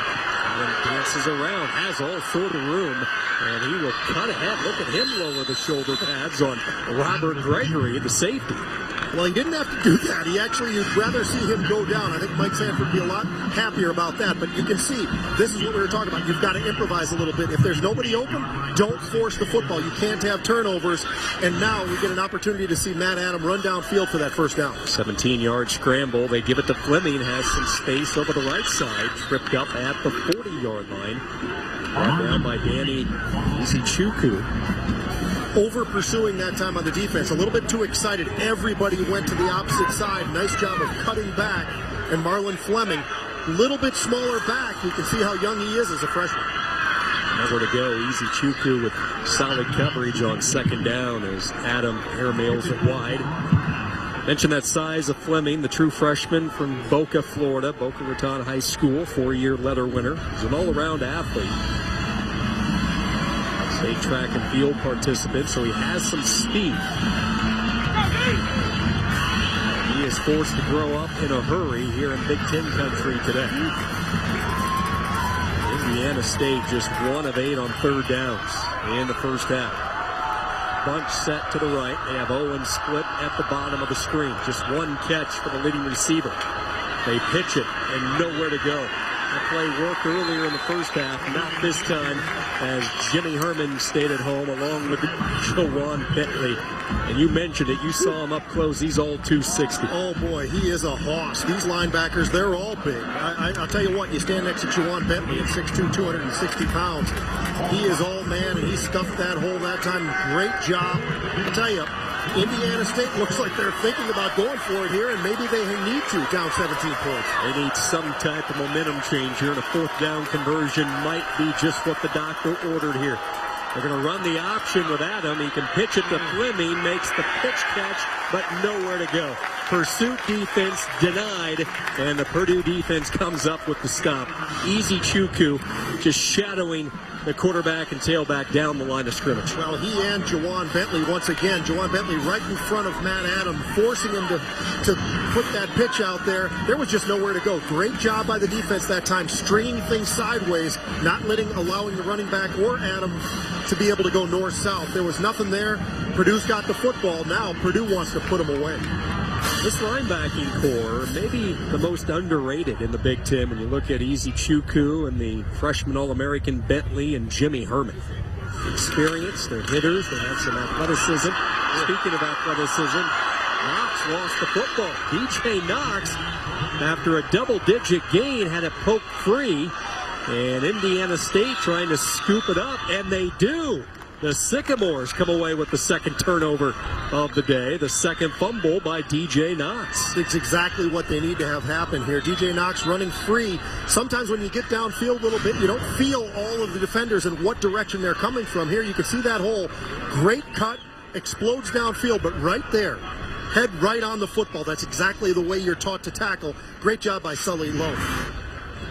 Lowe the hit. And then the fumble recovery by Lonell Brown. And it goes from bad to worse for Purdue. Not only do they lose the football, but their star receiver, Danny Anthrop, is slow to get up. You can see him walking off. A little bit of energy and some jump in his step, but he was down for a while. Anthrop, who has played a limited role in this first half as they try to usher him back slowly from a serious injury a year ago. And this offense really struggled when Anthrop was injured against Nebraska. So you have to keep an eye on DJ Knox as well. He kind of came after that fumble. He took quite a shot there, kind of wobbled off the field himself. Second life for the Sycamores. Let's see if the sophomore out of Tesoro High School in California can take advantage of. He's going to hand it off to Fleming. And you mentioned it, Pete. Don't abandon the run, and certainly Indiana State has not done that here in their first two drives this quarter. Absolutely. Where they do have some depth, they've obviously got some linebackers. They've got some running backs as well at Indiana State. So he's a freshman, and that's always nervous time for head coaches like Mike Sanford. But he's going to have to step up, and you've got to grow up quick. Owens at the top of the screen. They're looking for him. Nothing there, so he'll tuck and run and get ahead for the first down. It has been tough sledding for Gary Owens, with the exception of the breakdown defensively. He has had a tough time losing Anthony Brown, the cover corner for Purdue. Third and short. Fleming gets to the outside. Look out. Fleming into the secondary, tracked down by Brandon Roberts. For the third down conversion, Fleming showing some of his track speed to get outside the corner. Absolutely did, and coaches go crazy over this unless it works. And that time, instead of north-south, he actually went east-west, was able to bounce it to the outside, use that speed. Marlon Fleming looks really solid, doesn't look overwhelmed, doesn't look too nervous. Freshman, of course. This is a big-time game when you're playing at Purdue here at Ross-Ade. Tennessee, Booker, and Fleming, three backs. The leading rusher has been Adam at quarterback. He floats in a dangerous pass, and it's intercepted. There is a marker down where Adam let that ball fly. Brown with the pick as it stands now. But let's see what the penalty's all about. Judging by the Indiana State offense, they're heading to the sideline. Yeah, it sure looks like it's against Indiana State as well, yeah. Holding. Offense number 78. That penalty is declined. The result of the play is an interception. Purdue's ball. First and 10. Anthony Brown. We've talked about the cover corners all game long. It's Brown coming up with his first interception in 2015. The Boiler D getting the job done. He's a very quiet guy off the field, but very loud on the field. He's been a 3-year starter for this Purdue secondary, and Anthony Brown has his first career interception as he was able to jump the lane and get the pick on Matt Adam. Yeah, Matt Adam completely missed him. Didn't even see any signs of Anthony Brown on that play. He's trying to get it to one of the guys that we've talked about, Jamar Brown. Jamar Brown had a step on the linebacker that time, Garcia, but there was Anthony Brown with a great read on the play. Brown spent his first 2 years at safety before moving to cornerback last year. Here's Markel Jones ripping his way, shredding through Sycamore tacklers up to the 39-yard line. I don't think either one of us is surprised to see number 8 in there for Purdue following the fumbles from Knox. A couple of fumbles from Knox, and the fact that Knox did come off a little wobbly last time, and now we get a chance to see Markel Jones, Mr. Football in Indiana.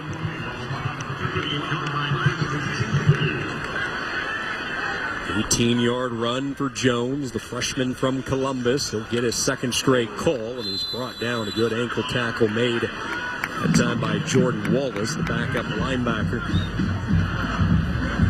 We know this. We know he knows his way around the football field and how to get into the end zone. He had 124 touchdowns in his high school career. I mean, it's just absolutely crazy. Last week, his first touchdown, he followed the Remington candidate, Robert Kugler, into the end zone.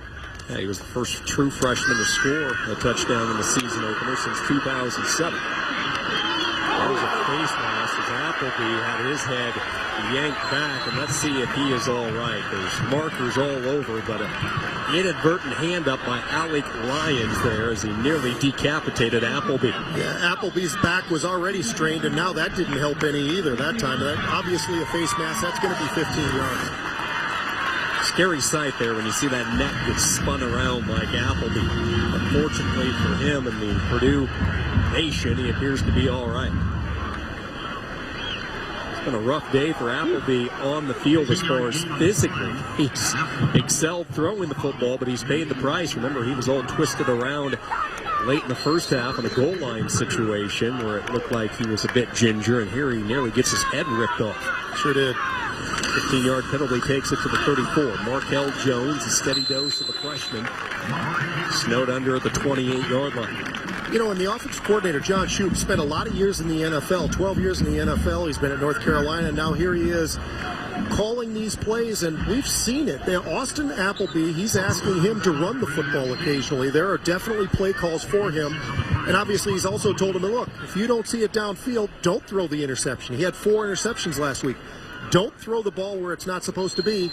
Tuck it and run. And unfortunately for Austin, he's had a couple of times where they have twisted his body around a little bit and on face masking play a previous play.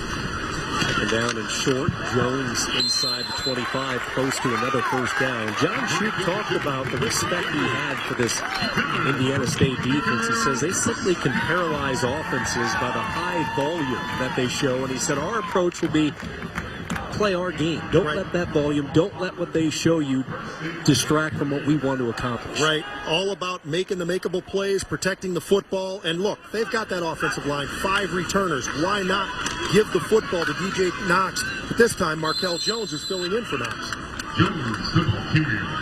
Watching Purdue and all of their different alignments, their multiple personnel, he talked about how, a redshirt freshman, a sophomore, might only see 5-6 snaps a game. But when you put together the whole season, that's around 60, 65, 70 snaps of experience. It's a design. It's on purpose with all of these different looks and formations that Shoop and Darrell Hazel will throw at you. You can see there are times where their pace is fast and it slows down. Right now, they've slowed it down a bit. Play fake. Appleby pumped right. Nothing there. And now throws toward the end zone. Jump ball, but too tall, incomplete. Good decision. Here comes a late marker. Real late marker coming in. Stowers with the coverage for Indiana State.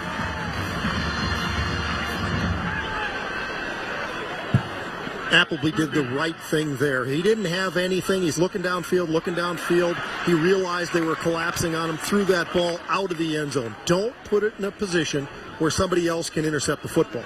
Inadvertent flag picked up by the line judge along the near side. So 3rd down and 8. That's Anthrop back in there in motion. They looked his way, trying to set up a screen near side, and it's incomplete. They tried to slip Jones free. There is a marker at the line of scrimmage. Starting to see a little bit more Connor Underwood making his presence known, getting himself in position in front of the quarterbacks, making some tackles, making some big plays.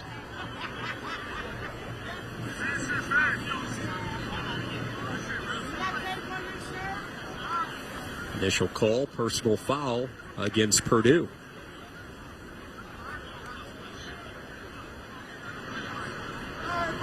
Well, you don't want to start stumbling. We talked about the pace. It looked like it was starting to slow down just a little bit as they got inside the 35-yard line. And here we are now. It seems as if they had slowed down a bit into this last couple of plays. There are 2 fouls on the play, both against the offense. Ineligible downfield. Offense number 70. That penalty is declined. Personal foul. Hands to the face. Offense number 72. That penalty is declined. 4th down. The 2 guards, Jordan Roos venturing past that 3-yard boundary. And it's Jason King's hands to the face as well. So the 2 guards guilty, and that will send out Griggs as Indiana State declines both. And it will be Griggs to attempt the field goal from 43 yards. He's already 1 for 2 today. He's connected from 19 and misfired from 44. You can see Mike Sanford is not happy about things out there right now, having a long discussion with the referee. They declined those plays. Both those penalties, they were both declined, and you'd think 15 yards, you'd want to push them back a little bit deeper, but maybe he's trying to figure out whether or not it was explained properly to the players on the field.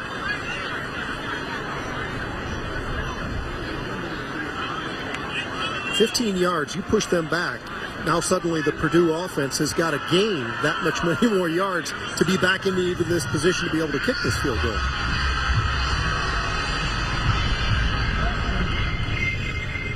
Indiana State has chosen to accept the personal foul penalty. That penalty is 15 yards. Repeat 3rd down. There you go. That's more like it. I was mentioning that decline the Roos penalty for illegal man downfield, but accept the King personal foul. Sure. In the end, that's what Indiana State wisely elected to do. So this will take Griggs out of field goal range. Still 3rd down for Purdue. Oilers need to get it all the way to the Indiana State 14. Empty set, 3 receivers right, 2 to the left. Nickel package in for the Sycamores. Both teams adjusting. You see Appleby audibly at the line of scrimmage. Some late shifting by the Sycamore front 4. They rush 4. Offensive line picks it up. The throw behind Dominique Young. And Purdue will be forced to punt. Well, now you can understand why Mike Sanford was out there and having that long discussion with the referees. Finally got the right decision made, which was, hey, look, we want to accept that call. Push him back 15 yards. Mentioned the biggest turnaround in college football last year for the Sycamores. 2013, they won just one game.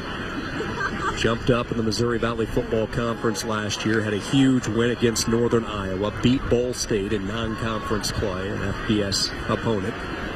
And they picked up their first playoff win since 1983 when they upset Eastern Kentucky in the first round. This game has really slowed up here over the past couple of minutes. Yeah, we talked about the tempo slowing down, and it really slowed down. And then we got the penalties, and it pushed it back, and the indecision, and then the decision. So it's pushed back pretty fast. But now we're going to see whether or not Indiana State's offense is going to be able to find that rhythm back. We talked about them missing the running backs. Marlon Fleming's the running back now for Indiana State. Joe Shopper on the punt for the first time. End over end kick, trying to pin Indiana State deep. Cannot get the job done as it goes into the end zone. Indiana State trying to get something started offensively. They'll have it when we come back. As expected, this top 25 FCS program from Indiana State has battled, but right now they are fighting some injury issues, and it all starts in the backfield. Let's go back to the first half. Lamont Booker, the starting tailback, injured on this run. Yeah, and the big fellas, those linebackers all collapsing on top of Lamonte Booker. Looked like it was right knee, then it was his left knee. We're not sure which one it is, but he's not going to come back into the game. And then his backup running back, Hennessy, went out as well. So now we're down to the freshman, Marlon Fleming. Next man up always has to step up, but I'll tell you what, it gets a lot more difficult when you're an FBS team like Purdue. FCS teams, the depth factor just that much more difficult, but they're going to have to dig down. They're down 24-7. These drives all are very, very important now for Indiana State in the second half. Our truck has informed us as well that Kendall Walker, the starting linebacker, also lost for the rest of the game for Indiana State. So a couple of big names in the Sycamore success lost here in the second half. So their uphill battle looks even taller and stiffer. And the Purdue defense, let's be honest, they did a nice job in that first half with Lamonte Booker before he was injured, and they really held him down. It was just over 3 yards a carry, which for Booker, those numbers are not what he's used to. 9-yard run on first down. Matt Adam, a play fake, bootlegs right, throws underneath to his fullback, and it's a first down. Ahead to the 49-yard line. Nicely done there as Indiana State moves the chains. And this is one of those easier passes for quarterbacks. Get him out into the area where he's got a little bit more comfort. He can run and get to the sidelines, look downfield. If it's not there, he either tucks it and runs or he gets out of bounds. Over the right side, this is Hennessy. Good to see the junior back in there. He gets a yard, maybe two. You know, it's the part of the game that not everybody sees, but Jawan Benton, 6'2", 260-pound middle linebacker. The pounding that these running backs take when they get hit by these big linebackers. Herman's 230 pounds. So when you look across those three men, those three linebackers, they're all big, they all run, and they all cover ground very quickly. Adam nearly ran into a sack, and he will get collapsed. Ryan Watson able to reach in and get the sack. He was down, no fumble on the play. And again, it's the Purdue ability from their front four to get pressure. Yeah, and they've done it all day. And this time it was like a read blitz call. All of them coming up towards the line. Linebackers were collapsing on their man to man. If he's not coming out, they get to be a part of the blitz as well.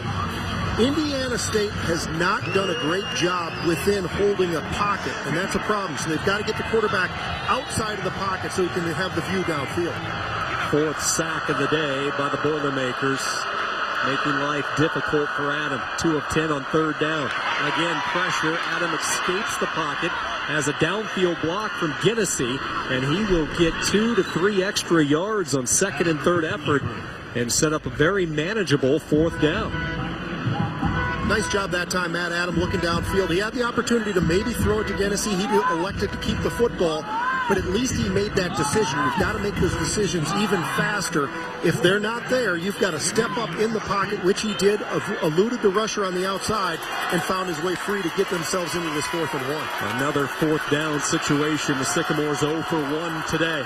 They will run that zone read. Adam kept it, and he'll pick up the first down. He nearly blew a tire, but he kept the balance, and he stumbled ahead for the first down. Great job. You mentioned zone read. That's exactly what he did. He put that ball in Gennesee's stomach, then pulled it out. But at the very end, he takes a hit. He gets twisted around himself. If you're talking hits, usually it's number 4, Bentley. Quick swing. They get it to Owens. Trying to get some space, but Purdue wise to his tricks. Anthony Brown. Those two have been going at it toe-to-toe all afternoon.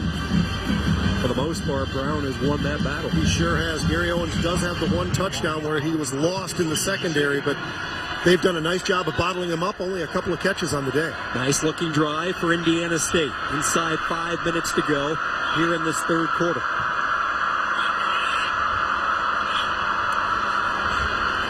Purdue runs a stump. They pick it up. It's Owens on a drag route.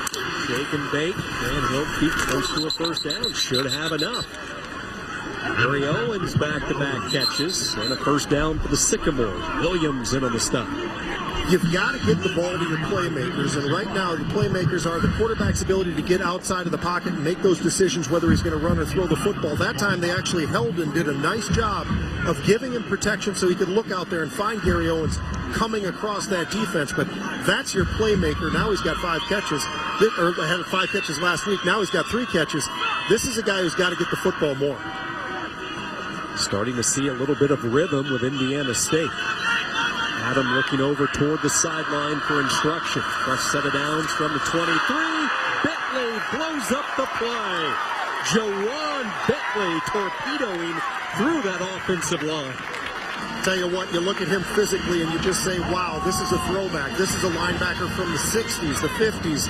Not in the present day, but look at how big and how mobile he is. That's a called play. He's blitzing, but the perfect defensive call. Great job that time by Greg Hudson.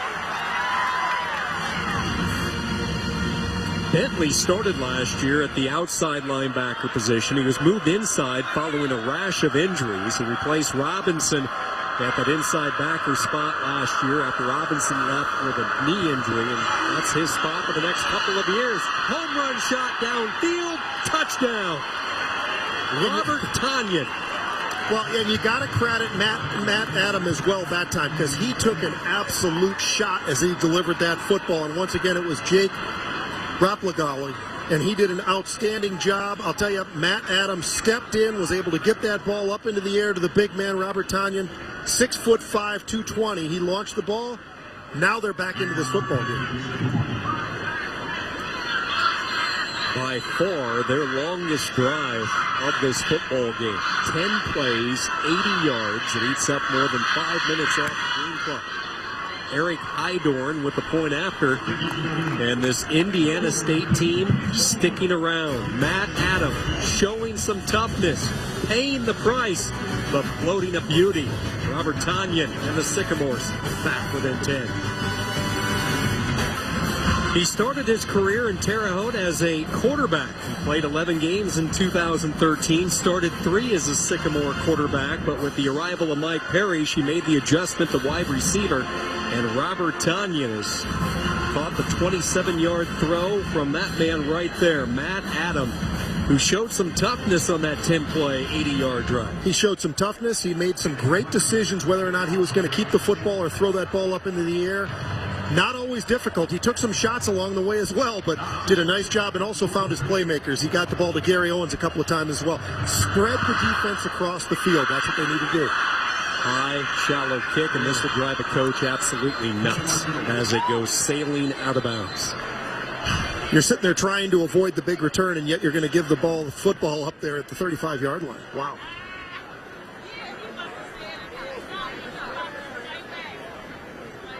Now, Mike Sanford talked about how precious his punter, his prized long snapper, and Josh Apple are, his kicker, as far as pinning defenses deep. And we've seen those special Free kick teams. out of bounds. On the kicking team, the 5-yard penalty will be added to the out-of-bounds spot. It's 1st and 10 at the 37-yard line. Then the countdown crew goes inside the NFL storylines of the day. NFL Insiders and Sunday NFL Countdown starting at 10 a.m. on ESPN and streaming live on Watch ESPN.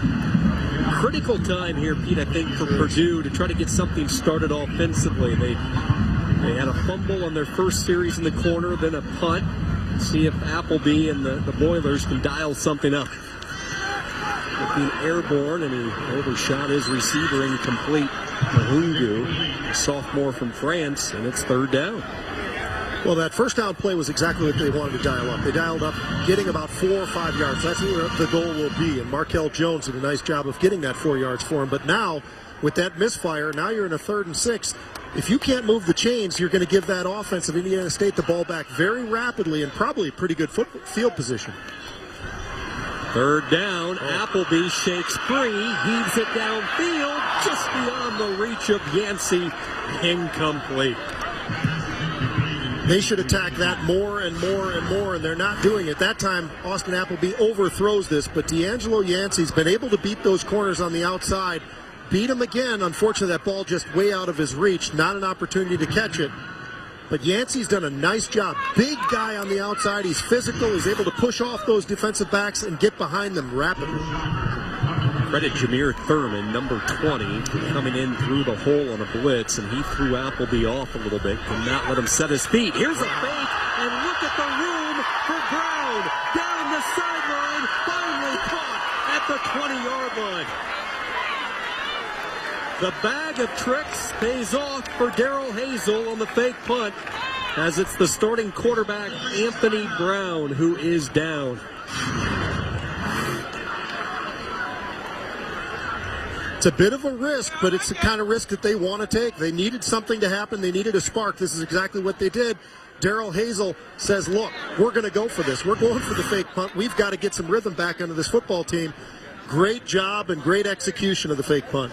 You saw Brown take a shot to the back of the head right at the end of that play, and I'm sure that's the issue here as he gets back up to his feet. How about the quarter by Anthony Brown? The interception, the first of his career, and now showing his speed, the breakaway on the fake punt. He was nearly a 1,000-yard rusher in high school at Hillsborough High School down in Tampa. Showed some of that running back ability here. Sure did. He takes a shot there, but there I think is where the real shot came from. Number 30, that shot to the side of the head. He's taken one from the back, one to the side. They're going to probably check him out on the sideline as well. Have to go through the concussion protocol here as he leaves. It's a 39-yard fake punt, perfectly executed and designed by Purdue. And what a big play for the Boilermakers when it looked like Indiana State might have a little momentum. Fresh set of downs just outside the red zone. And a timeout taken. State, this is their first of the half. This is a 30-second timeout. Indiana State taking the timeout. Now, if you're Darrell Hazel, you're going to be over there talking with John Shoup about exactly what kind of a play calling you want down here deep into that territory, because here you are at the 20-yard line. You've got a great opportunity to basically not just extend this lead, but make it very, very difficult on Indiana State to come back from that kind of a deficit. You can't turn the football over, though. That's the mistakes that Purdue has made in the past. Turning the ball over. They've done a great job today. Austin Appleby, for the most part, has looked very, very sharp. You can't throw interceptions.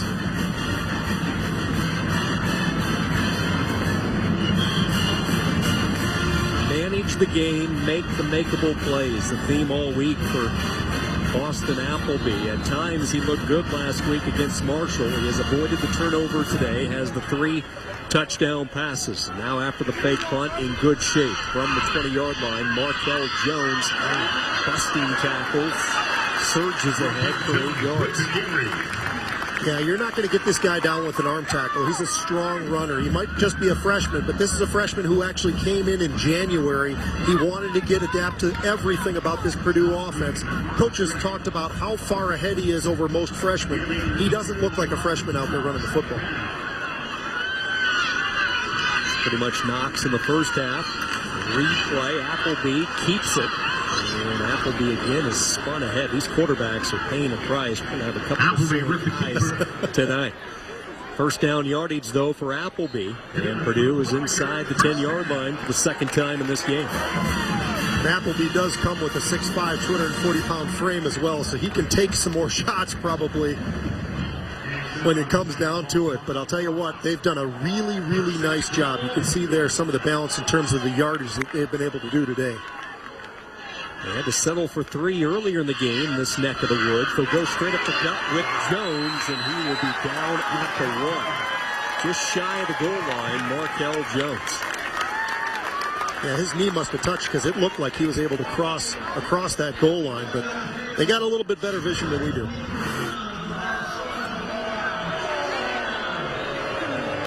Yep, that means clearly down at the 1.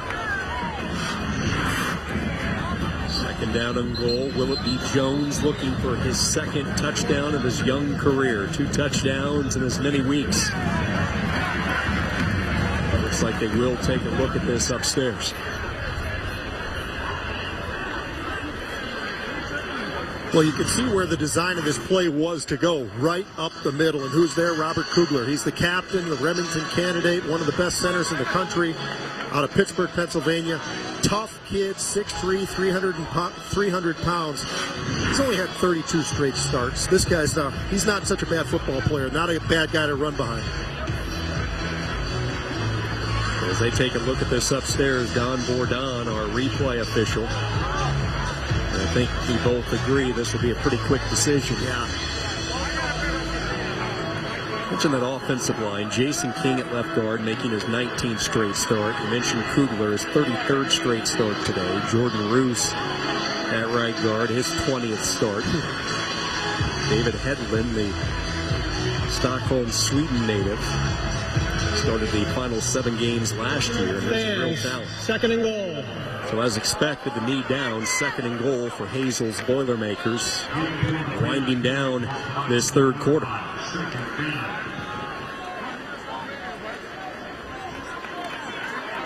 Great experience here for Markel Jones as well. DJ Knox had a couple of fumbles. Maybe he's in the doghouse a little bit, but he runs hard. That's a guy he's putting his heart out there on the football field. But this is a great opportunity for Markel Jones to get more and more experience. Second and goal. Jones lunges ahead, and Mr. Indiana has found the end zone for the first time here in West Lafayette. Touchdown, Purdue. Right up the gut, you're going to go right behind that huge center, that big offensive line. Jason King, the junior on the left side, the guard, 6'4", 305-pound kid. Those big fellas up front are able to push that defensive line back just enough to be able to give Markel Jones an opportunity to get in the end zone, which he does. Number 2.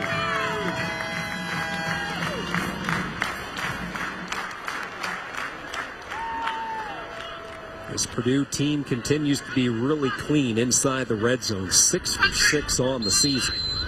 Very efficient attack, and they're going to need that in the Big Ten. Griggs on for the point after, and Purdue back at 17. And it looked like Indiana State might be getting a little treading. Looked like they had forced a punt on 4th down, and the Boilermakers run the fake punt, and Markel Jones scores his second touchdown in as many weeks.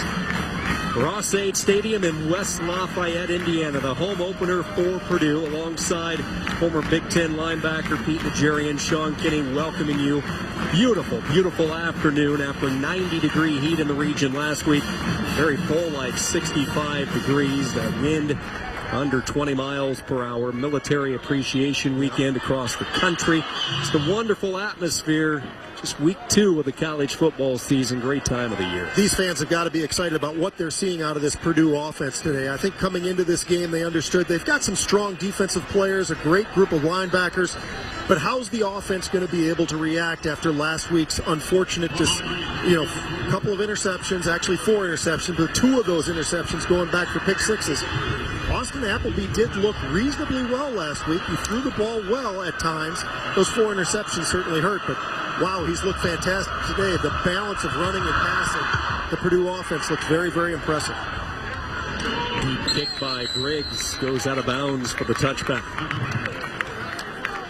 Indiana State continues to work behind the 8 ball here, down 17 points. More than a minute to go. The Sycamores putting together their most impressive drive the last time they had the football. Games coming up later today. Eastern Illinois, Northwestern, Fresno State, and Ole Miss. Notre Dame and Virginia. That Notre Dame offense looked good. Wow. They just came out, and last week that beating they put on Texas was very, very impressive. Mike Sanford's son coaching on that team. Pretty impressive debut for the young offensive coordinator. Yeah, sure was. 25-yard line. Here come the Sycamores. Quiet day for Jamar Brown, the tight end, in motion. They will run the read and keeping it. All sorts of room, Matt Adams. 17 yards on the read over the right side. We talked about the fact that he's done a nice job of making that read and making some of those decisions a little bit quicker, and obviously they got that last score because of that. Matt Adams took that shot late, but he seems to be recovered. He seems to be doing just fine. Tennessee hanging on to the ball as Ryan Watson tried to rip it away.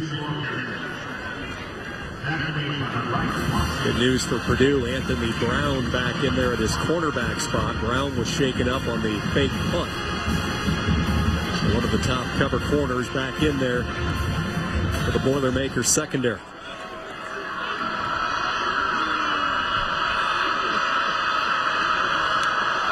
Second down throw, looking for Owens, incomplete. Jimmy Herman with the coverage. You got to be impressed by the way these linebackers can run as well. I mean, we've focused on a couple of these guys. Juwan Bentley, big fella who can really clog that center, but Jimmy Herman on the outside that time. Here's a guy who's 6'4", 230-pound junior linebacker. He's an academic all Big Ten linebacker as well, and he's out there on a 5'9" wide receiver, Gary Owens, and he was there step for step. Showing some of his safety days, the converted safety on the linebacker for Purdue. Third down. They fake the run. Adam throws off his back foot. That play looked blown up from the get-go, and it sails incomplete. Coverage by Frankie Williams. Yeah, there are times when you watch this offense, they look like they just can't be stopped. There's other times when they just seem like they're sputtering and the wheels are coming off. Right there, it just didn't look like anybody was on the same page from the start of that snap, and Matt Adams actually very fortunate he threw that ball out of bounds. It could have been intercepted. Nigerian Osborne Ume on the punt. Purdue sends a pair of return men deep down at the 20-yard line, awaiting the kick from Ume. Boilers set up the return. It's a real shallow, high kick. Take that signaled for at the 32-yard line. 26-yard punt by Ume. And that Purdue defense has been solid all afternoon, especially the secondary with Clark and Brown, Frankie Williams, first-year starter Robert Gregory. They have played very, very well up front. And there's a big fella that doesn't normally get quite as much playing time, but Ryan Watson as well has really made his statement today, big number 92 on the defensive line.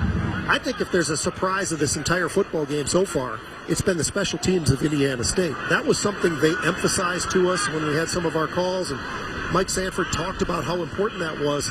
Boy, that last punt was short. We've had quite a few short punts. Appleby pump fake, throws deep, jump ball, incomplete. He was well covered downfield that time. Nice job by the Indiana State defense. They weren't fooled. They didn't take the bite for any kind of a run fake. Ran downfield, was able to get in front of the receiver, and boy, he had him beat by just a step, but the ball was slightly underthrown. And we're looking for the 25-year-old freshman Burgess, who spent some time. He was a late arrival after trying to crack the minor league circuit in baseball. There's Appleby with the carry, fooling the Indiana State defense as he gets close to 10 yards. Looks like he'll have enough for the first down. And that should wind down the period. So Purdue gets a big fake punt to keep the drive alive, and then Markel Jones able to gobble up from a yard in. Boilermakers by 17 as we move to the fourth.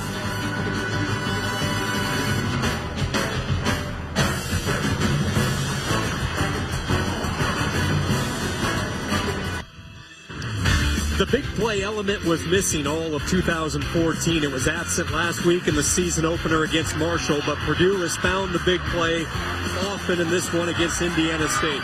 It all started right before halftime. The Hail Mary throw to Dan Monteroso, and then a little bag of tricks on a fake punt.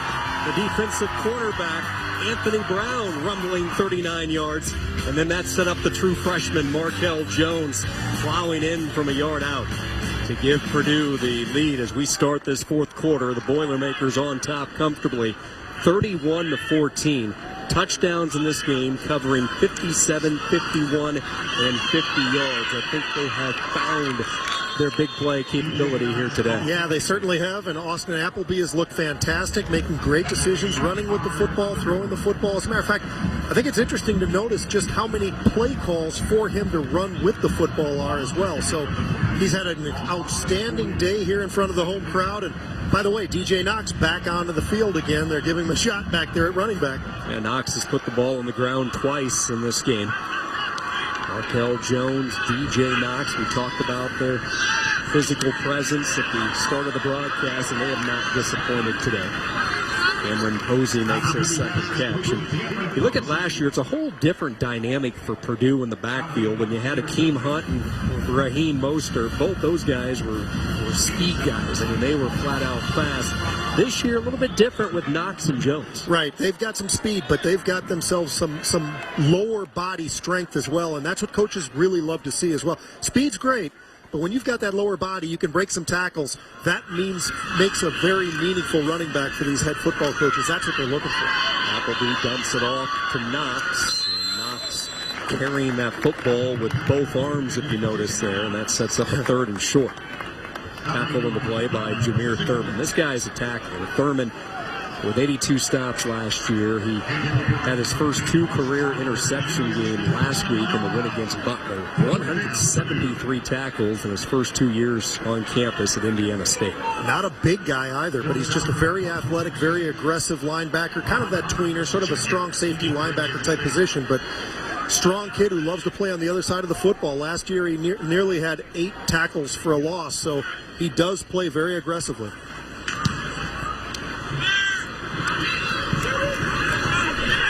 Dangerous play by Tanyan trying to pick up the bouncing ball, and it's nothing but Boilermakers around it.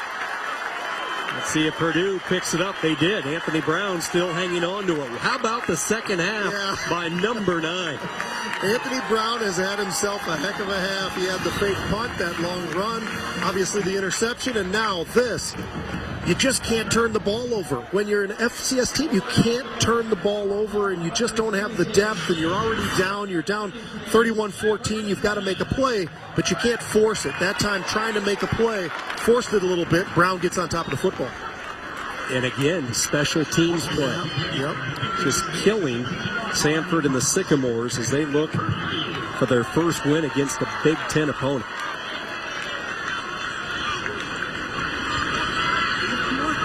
They have definitely slowed down the pace. I'm going to say this offense is probably going to start slowing down immensely if they actually can put more points on the board here. Moving up front, you saw Alec Lyons come crashing across. Let's see if he was enticed. False start. Offense number 70. 5-yard penalty. First down. He was the big right guard. In Salina, Texas, Jordan Roos. Defensive coordinator Brian Cabral really singled out Alex Lyons in our chats this week. He has really improved along that defensive line. There's a throw to Anthrop, makes the catch. I'm surprised to see him in here still as Anthrop pays the price at the 15. Especially because they want to limit his time out on the football field because of that sore knee, that ACL from last year against Nebraska. But he's still out on the field despite the fact that there's a huge lead right now. But maybe they just want more game time experience. He's probably told the coaching staff, hey, look, it's not sore. I want to play.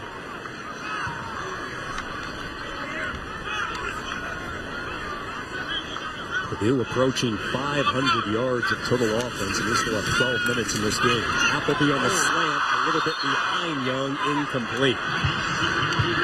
Appleby was hit just as he released it by Cassidy, the nose guard. And the ball a bit behind Dominique Young. Probably one of the easier passes of the day that time also for Austin Appleby. Nobody's in front of him, has a great vision, steps into the ball, almost overpowers the football, the receiver that time. He could have probably taken a little bit off of that, but maybe he felt those footsteps coming after him. Let's see if they try to find D'Angelo Yancey. Remember, he started the game with a bang. He split to the bottom of the field. Appleby looking his way. Yancey got caught up with one of the officials, and Appleby is forced to throw it away.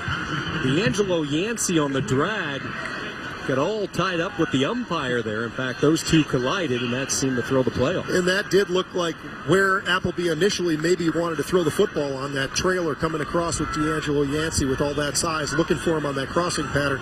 But Austin Appleby, another good decision. Throw the ball out, come back, get an opportunity to put 3 points on the board.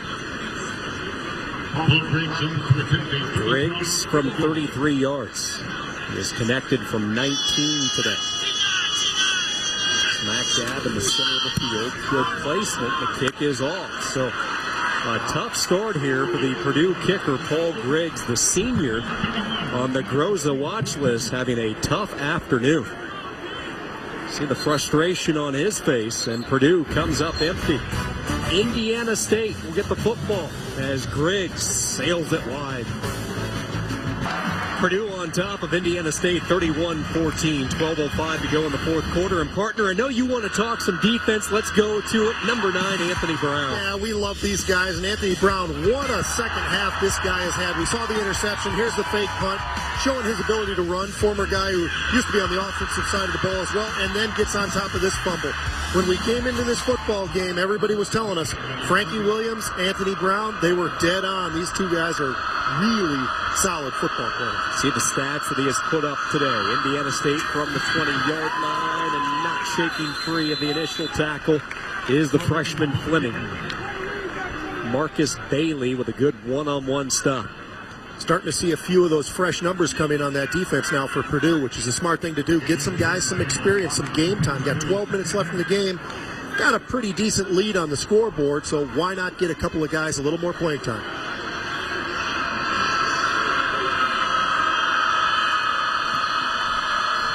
Couple of fakes. They set up the screen. Ball was tipped. It's still caught, but a loss. Fleming wrapped up. I'll tell you what, you started feeling a little bit of something there. They brought some linebackers for a little extra pressure. There's Jawan coming in, and once again, Bentley on one side. They're getting some pressure on that quarterback. There's no doubt about it. Shane Henley with the deflection, the backup defensive end. Arrived on campus late, really picking up the schemes quickly, according to Greg Hudson. He's been high on the junior out of California. 3rd down and 11. Adam under pressure, floats, looking for the tight end, and it's intercepted. Picked off by Robert Gregory, and this Boilers secondary doing it again. Yeah, Matt Adams done a much better job when he's outside of the pocket. They're putting him back there where he's getting pressure, and he's starting to feel some of that heat. Feels the heat once again, throws that ball in the air, and there goes Robert Gregory. Just his second year at safety, Gregory comes up with the interception. The Purdue defense forcing another turnover. Good look at inside Ross-Ade Stadium here in West Lafayette, Indiana. It's the Battle of Indiana. These two universities less than 100 miles apart from one another. Alongside Pete Najarian, Sean Kinney with you. 3 touchdown passes, a nice bounce-back performance from Austin Appleby, making his 9th career start today. 3 long strikes. Knox has put the ball on the ground twice. Still has rushed for 86 yards. And then we just saw Matt Adam get picked off for the second time this afternoon. 3 Sycamore turnovers in this second half. So Appleby back to work, and the pass is dropped incomplete. I'll tell you what, he loaded up and he tossed that ball out there. He had all day to throw the ball once again. A perfect pocket. We've got to give credit to that offensive line. Great job run blocking. Great job in protection on the day. Austin Appleby's made a lot of very good decisions. Hasn't put that ball up in the air where he's going to have to risk throwing an interception. That one was just dropped. 3 touchdowns, no interceptions. He's coming off that 4 interception performance last week against Marshall. And I think Darrell Hazel hit it to a tee. He said, we don't want to overreact. Okay, right. Because he played reasonably well. He had 4 plays. And in any other position, you miss on 4 plays, it's not as significant. But when you're quarterback and your 4 plays are 4 interceptions, and 2 of them are brought back for touchdowns, that's a huge swing.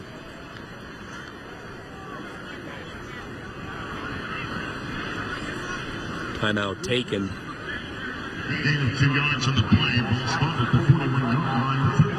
Indiana State.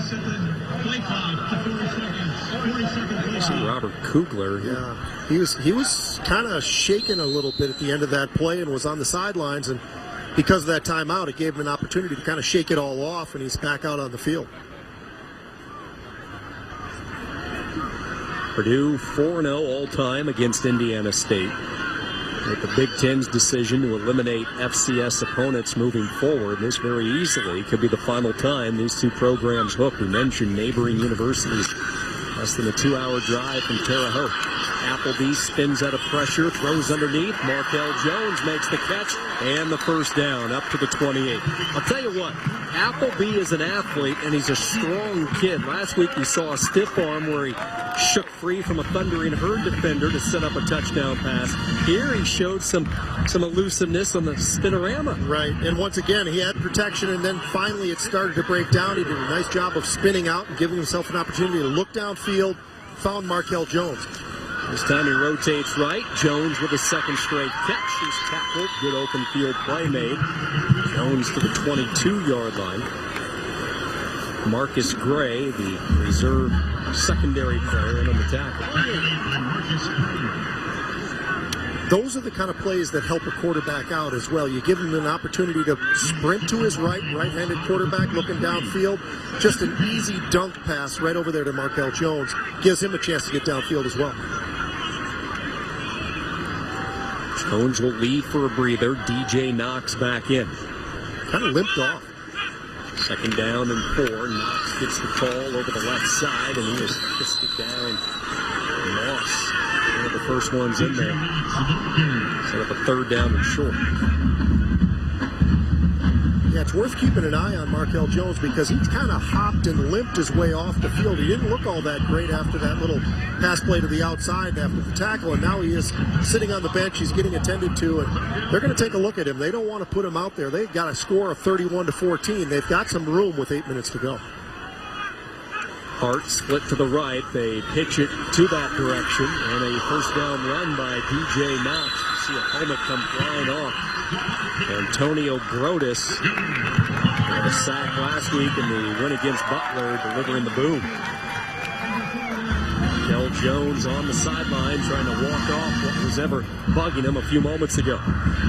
TJ Knox, the way he ran over that final defender there. These guys run hard. You talk about that lower body strength. That's what's really hitting these guys as they put their head down and don't give them much to hit up top.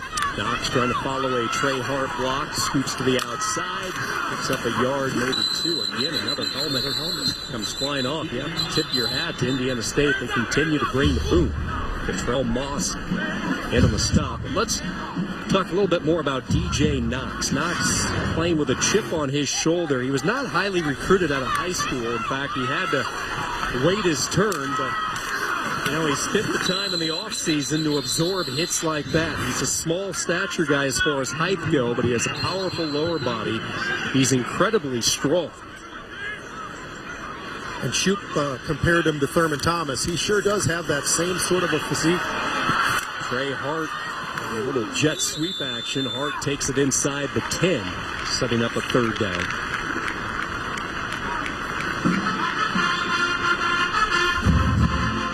They've got to feel pretty comfortable at Purdue right now when you look at the running game and you see DJ Knox, sophomore, tough, runs very hard, has got great speed at times when he needs to use that. Kick returner as well. Had a couple of fumbles today. I'm sure they're not happy about that. And he wouldn't be on the field as much had Markel Jones not gotten a little banged up himself. But those are 2 running backs. One's a sophomore, one's just a freshman. Now movement on the left side by Purdue. False start. Offense number 74. 5-yard penalty.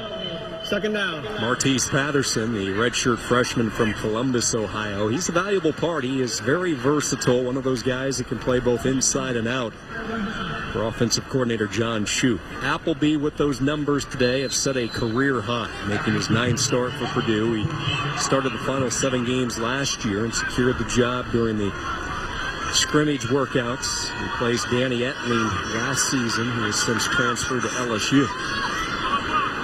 5-yard penalty, 3rd down and 7. Appleby with time, down the middle, picks up with Marshall. And Marshall picks up the 1st down.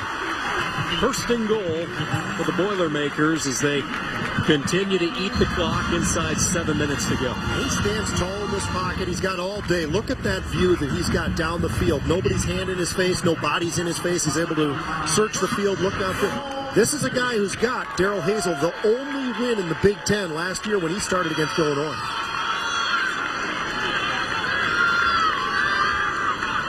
First and goal just outside the 5. Appleby rolls, throws to Jones.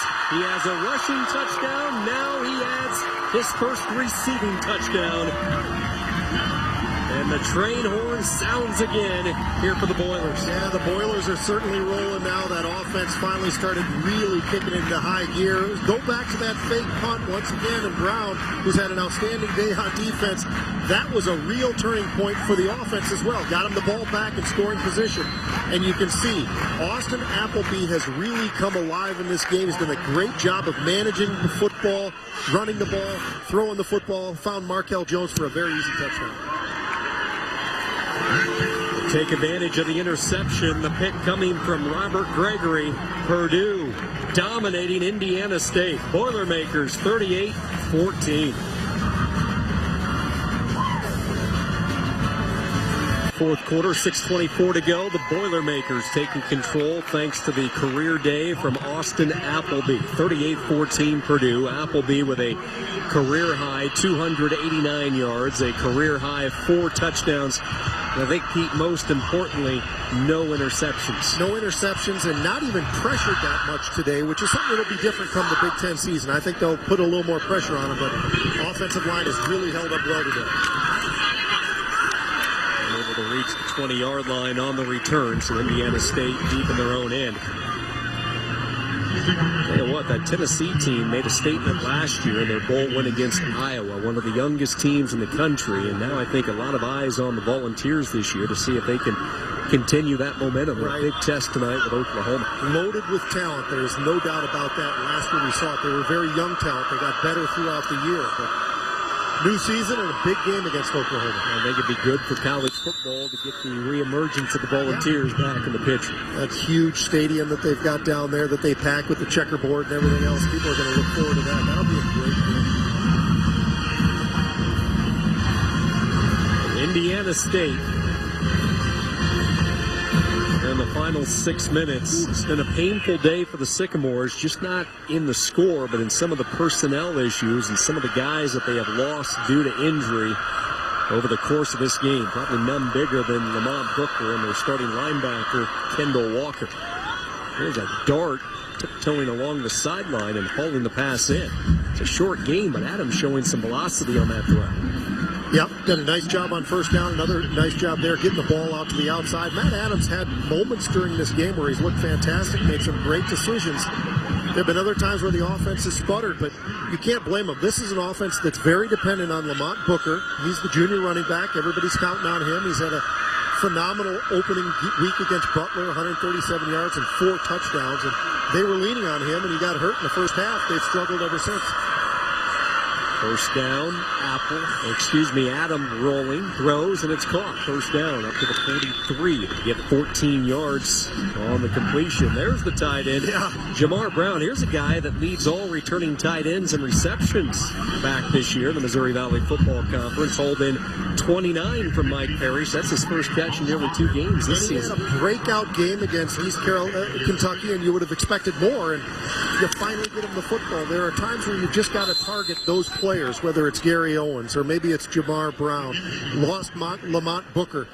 you've got to find the playmakers, and that's the one thing. If you're just wondering where are some of the missteps, I think that's one of the missteps. Find those areas and go to the playmakers, Jamar Brown being one of them. One of the mottos this year for Indiana State was go from good to great. They thought they were good last year. They made the turnaround, and now they want to take it even deeper into the FCS playoffs. Down the seam, pass caught. The Purdue 36-yard line, another first down, 2 straight catches as Tanyan hauls it in. Another big receiver, we talked about that. They have targeted him. They've done a nice job getting him the football, but with all that size, you know you've got that height advantage. Find opportunities for Matt Adam to get the ball to those playmakers. False start. Offense number 70. 5-yard penalty. First down. It will be a difficult road ahead for Indiana State to get back into the playoffs just because of the Missouri Valley Football Conference. 6 teams ranked in the FCS top 25. Their road trips this year take them to Missouri State. They have to head to Illinois State and Trey Roberson and company, and then a trip to the Unidome in Cedar Falls with Mark Farley and the Panthers. Never an easy chore, especially since Indiana State upset UNI last year. Tough road, but they certainly have the talent and the confidence to make some noise again and keep this resurgence alive. Before the ball is snapped. Game. Offense. 5-yard penalty. First down. Back-to-back flags for Indiana State, moving the wrong way. 7 penalties now today. Look at the schedule. Road trips to Missouri State, South Dakota State. Jackrabbits with an impressive Week 1 victory. One of the FCS schools knocking off FBS. They have North Dakota State coming to town, and they finish up with Bo Pelini and Youngstown State this year. After the penalties, pass incomplete as Gary Owens ran into his own teammate. Owens and Guinnessy collided. It's been part of the problem for the offense. They just haven't been able to find the rhythm, and even when we had Lamont Booker in there at Indiana State, they just weren't quite on target, and they just couldn't quite find that rhythm. They sputtered when they couldn't afford to, when they were deep into Purdue territory, and they've had to pay for it because Purdue has answered and answered and answered, whether it's with certain plays or some turnovers. They've done an outstanding job on defense today. They pick up the stunt, yet nobody open downfield as Adam sails it wide. 3rd and 20. You know, coming into this game, Indiana State felt really confident up front. They wanted to establish their physical presence. Vermillion, Borens, Officer, Goebel, Collier, that massive offensive line. Body style, body type, they looked like a Big Ten offensive line. Yep. Everybody above 300 pounds. But I think you hit it early. This Purdue defensive front, I thought, dictated the tone early, and they've never let up. Right, and that defensive front has just really been outstanding, getting up the field, playing on the other side of the football, on running plays and passing plays. The running game, other than Matt Adam, they really haven't been able to put much together on the ground. Nothing consistently. They'll try to the air this time. Adam pumps. He's going to run again, and Miles trips him up. Good play by Antoine Miles. Now you look at the rotation with Miles and Watson. Raplogo had a wonderful first half. Handful. Yep. Rouse and Howard, the other down tackles inside. They get Jalen Robinson back next week. Looking like a Big Ten defense. They are. And those linebackers, we talk about how athletic they are as well. Jimmy Herman on the outside and Jawan Bentley inside as well. I'll tell you what, their presence has been felt with a lot of big hits today. And unfortunately for Indiana State, that really has been part of the problem. Adam able to find Gary Owens, but Owens could not straddle far enough downfield for the first down. So Indiana State gives it up on downs. Purdue about to snap a 7-game losing skid here in their home opener in 2015.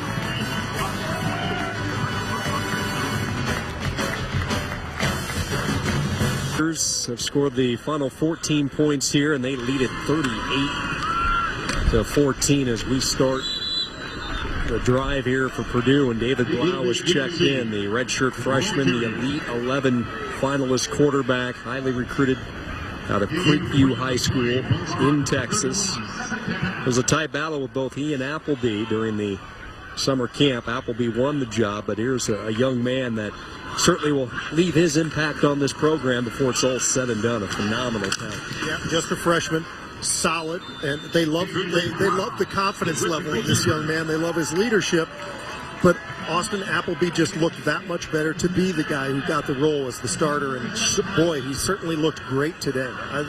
Absolutely phenomenal performance from Appleby, throwing the ball, running the ball, and doing what quarterbacks need to do to put him in the position to make and win football games. Purdue wanted to reestablish the deep game, and they found it in the first half. In fact, an early strike to D'Angelo Yancey. Yeah, and Yancey did such a great job of getting behind the defenders, and of course Appleby has to put the ball up in the air, and he did.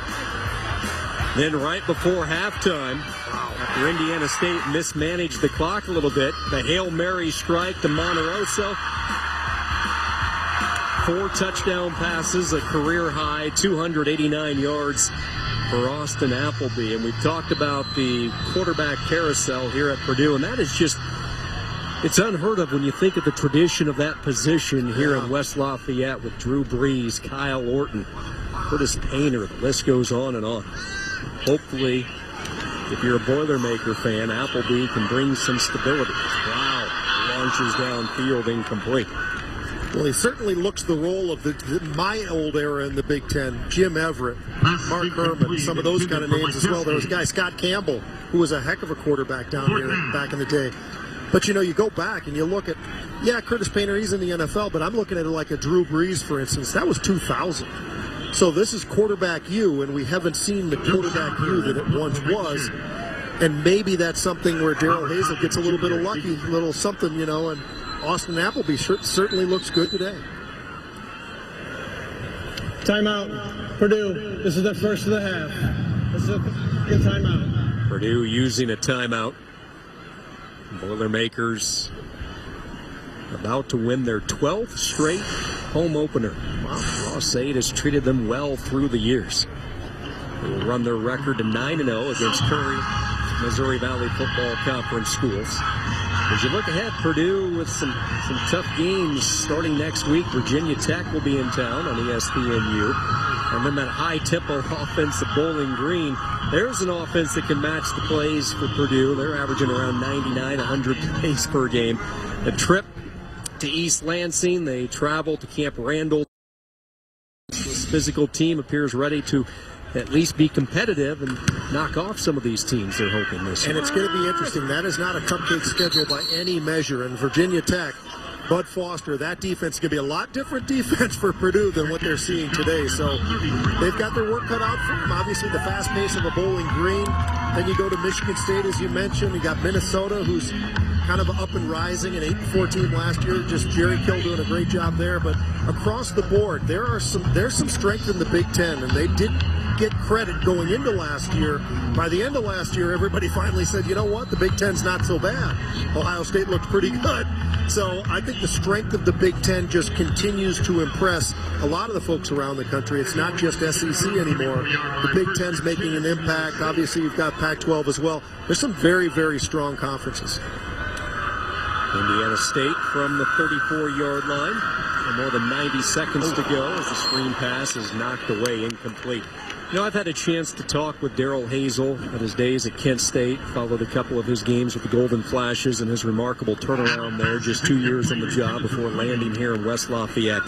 And the thing that jumps out at me when I talk with him is his positive approach. I mean, it really is contagious. You sit down, talk with him, and he mentioned a number of different examples from his previous coaching stops, and he goes back to his Ohio State days with Jim Tressel. And one of the good things that Tressel was able to accomplish was he always found value of every single player, every single guy in the locker room, and that's what he's kind of brought with him to West Lafayette. And he shared with us, I thought was a unique example back in 2005 and 6. He decided he wanted to build a tree house at his house, and the unique part about it was he was going to go around the house, around his garden and garage, and only use pieces that were currently in the house, just old, rotten, beat-up pieces, and construct this tree house. And that's what he did. And the part that he signified was his ability to take what you have, turn it into a positive, and build and exploit off those types of deals. And with him, he was able to do it at Kent State. I think we're going to see the same thing here in West Lafayette in his third year. Just the energy level so high in that room. Well, the expectations are there because people look forward to that third year. They give you the pass on the first year. Second year as well, get some recruiting classes in, but it's your third year where people expect to see something different than it was the reason why the previous coach was relieved of his duties. They want to see results, and I'll tell you what, that offense today was very, very impressive. Now, can they be impressive? We looked at that schedule. That's a brutal schedule that they got in front of themselves. So they start to get through those next 3-4 weeks, and they can come through with a couple. Offensive line, that's huge. Linebackers. You look at those two running backs. If Appleby ends up being the real deal, wow, this is a pretty impressive group of folks that he's got down here, and Darrell Hazel could have a lot more people sitting in the stands watching Purdue football. Matt Adam dancing out of harm's way, getting pursued, and wisely he will hoof it out of bounds. Well, they're still fighting. They're still playing, and there's no doubt about it. Indiana State would like to put more points up on the board. And right now you're seeing Matt Adams scrambling around and still fighting like he can because he's got 43 ticks left on the clock. They want to get some more points on the board. 337 yards offense. Check that, 344 after that last run for Indiana State today. Purdue well over 500. Inside a minute to go, second down and 3 for Matt Adams. Adams' pass is tipped at the line of scrimmage, incomplete. Mentioned this is the final meeting between these two teams. The Big Ten electing to eliminate FCS opponents moving forward. Now Purdue already had a game scheduled with Eastern Kentucky next year, so that will get grandfathered in. You like that decision by the conference? You know, it's tough because it's obviously great for the FCS schools. It's a payday. It's a great opportunity for them, and we've seen all kinds of upsets over the years. So there's some understandable reasons why they want to make that decision, but I like seeing it. I like seeing the games where there's that opportunity, and you always pull for the underdog, and certainly when you line up these games, they're a bit of an underdog, but there have been enough upsets that I'd like to see it still stay in place. Indiana State will lead today with a $425,000 check, and that is big for these FCS programs. So I know some of the immediate concern for the FCS and at that level is what type of financial impact will it have when these Power 5 conferences, if this is the pattern and the trend we're going to start to see, what type of toll will that take? Right. Makes it very, very difficult. You see these games all the time, and there's some big paydays out there for folks on the FCS, and it helps the entire program, the entire sports program. So it's something that I'd like to see it continue. Hopefully they'll make some decisions down the road, but if they do take it away, maybe they bring it back. But that sure would be great. It's a fourth down conversion as Indiana State will convert. Kelvin Cook, redshirt freshman in Coleraine, Ohio. He's a transfer from Miami of Ohio. He was redshirted last year in the secondary. He's found a spot in one of the receiving corps here at Indiana State.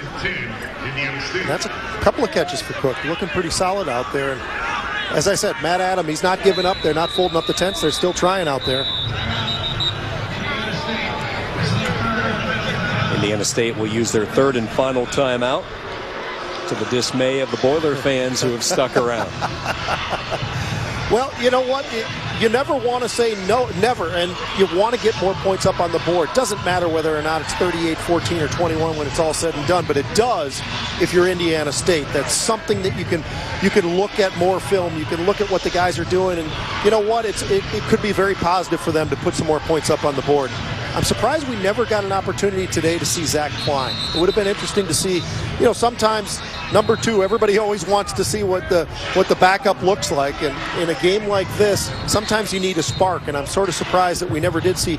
I know the competition is very, very close. We talked to Mike Sanford, the head football coach, about this at length before the game, and Matt Adam won the job, and he did a great job today. But sometimes you need that spark, and maybe Zach Klein could have been that spark today. Big concern for Indiana State moving forward will be the status of Booker and Walker, putting tailback and linebacker. Adam is going to throw. Wanted the end zone. Nothing there. Being pursued. Still looking downfield, and the catch is made along the side. Samson Livingston with 1 second to go. Yeah, crowd reacting to that too, I think.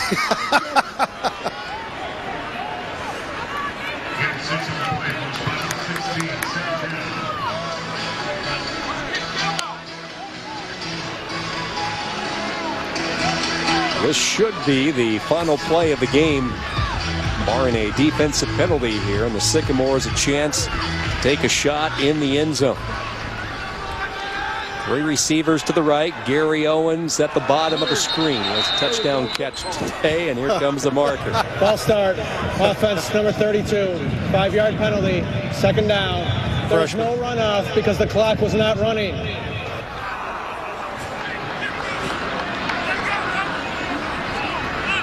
Marlon Fleming. You can understand being a little antsy. Here you're at a Big Ten game, you're at Purdue, and you're a freshman. He didn't look like a freshman, though. He did a nice job of stepping in when he needed to, and obviously probably didn't expect to get nearly the number of carries or snaps that he's gotten today with Lamont Booker out, Roland Genesee out, well, in and out, now back, but he got some good playing time. One final shot. Adam to throw. Trying to buy some time, buy his receiver some space downfield, lobs it to the end zone, deflected away, incomplete. And Purdue celebrates the home opener. Darrell Hazel wanted to dominate this game, and his Boilermakers did. A convincing win here at home. Well coached, both sides of the ball, but Darrell Hazel, he's got to be proud of that offense. Last week they put up points but had turnovers. This week, didn't have the same kind of turnovers. Quarterback looked extremely polished. Very good performance on offense. Austin Appleby, 4 touchdown passes. Purdue rolls here against Indiana State. Don't forget ESPN Goal Line is coming up next right here on ESPN News. Good afternoon from West Lafayette.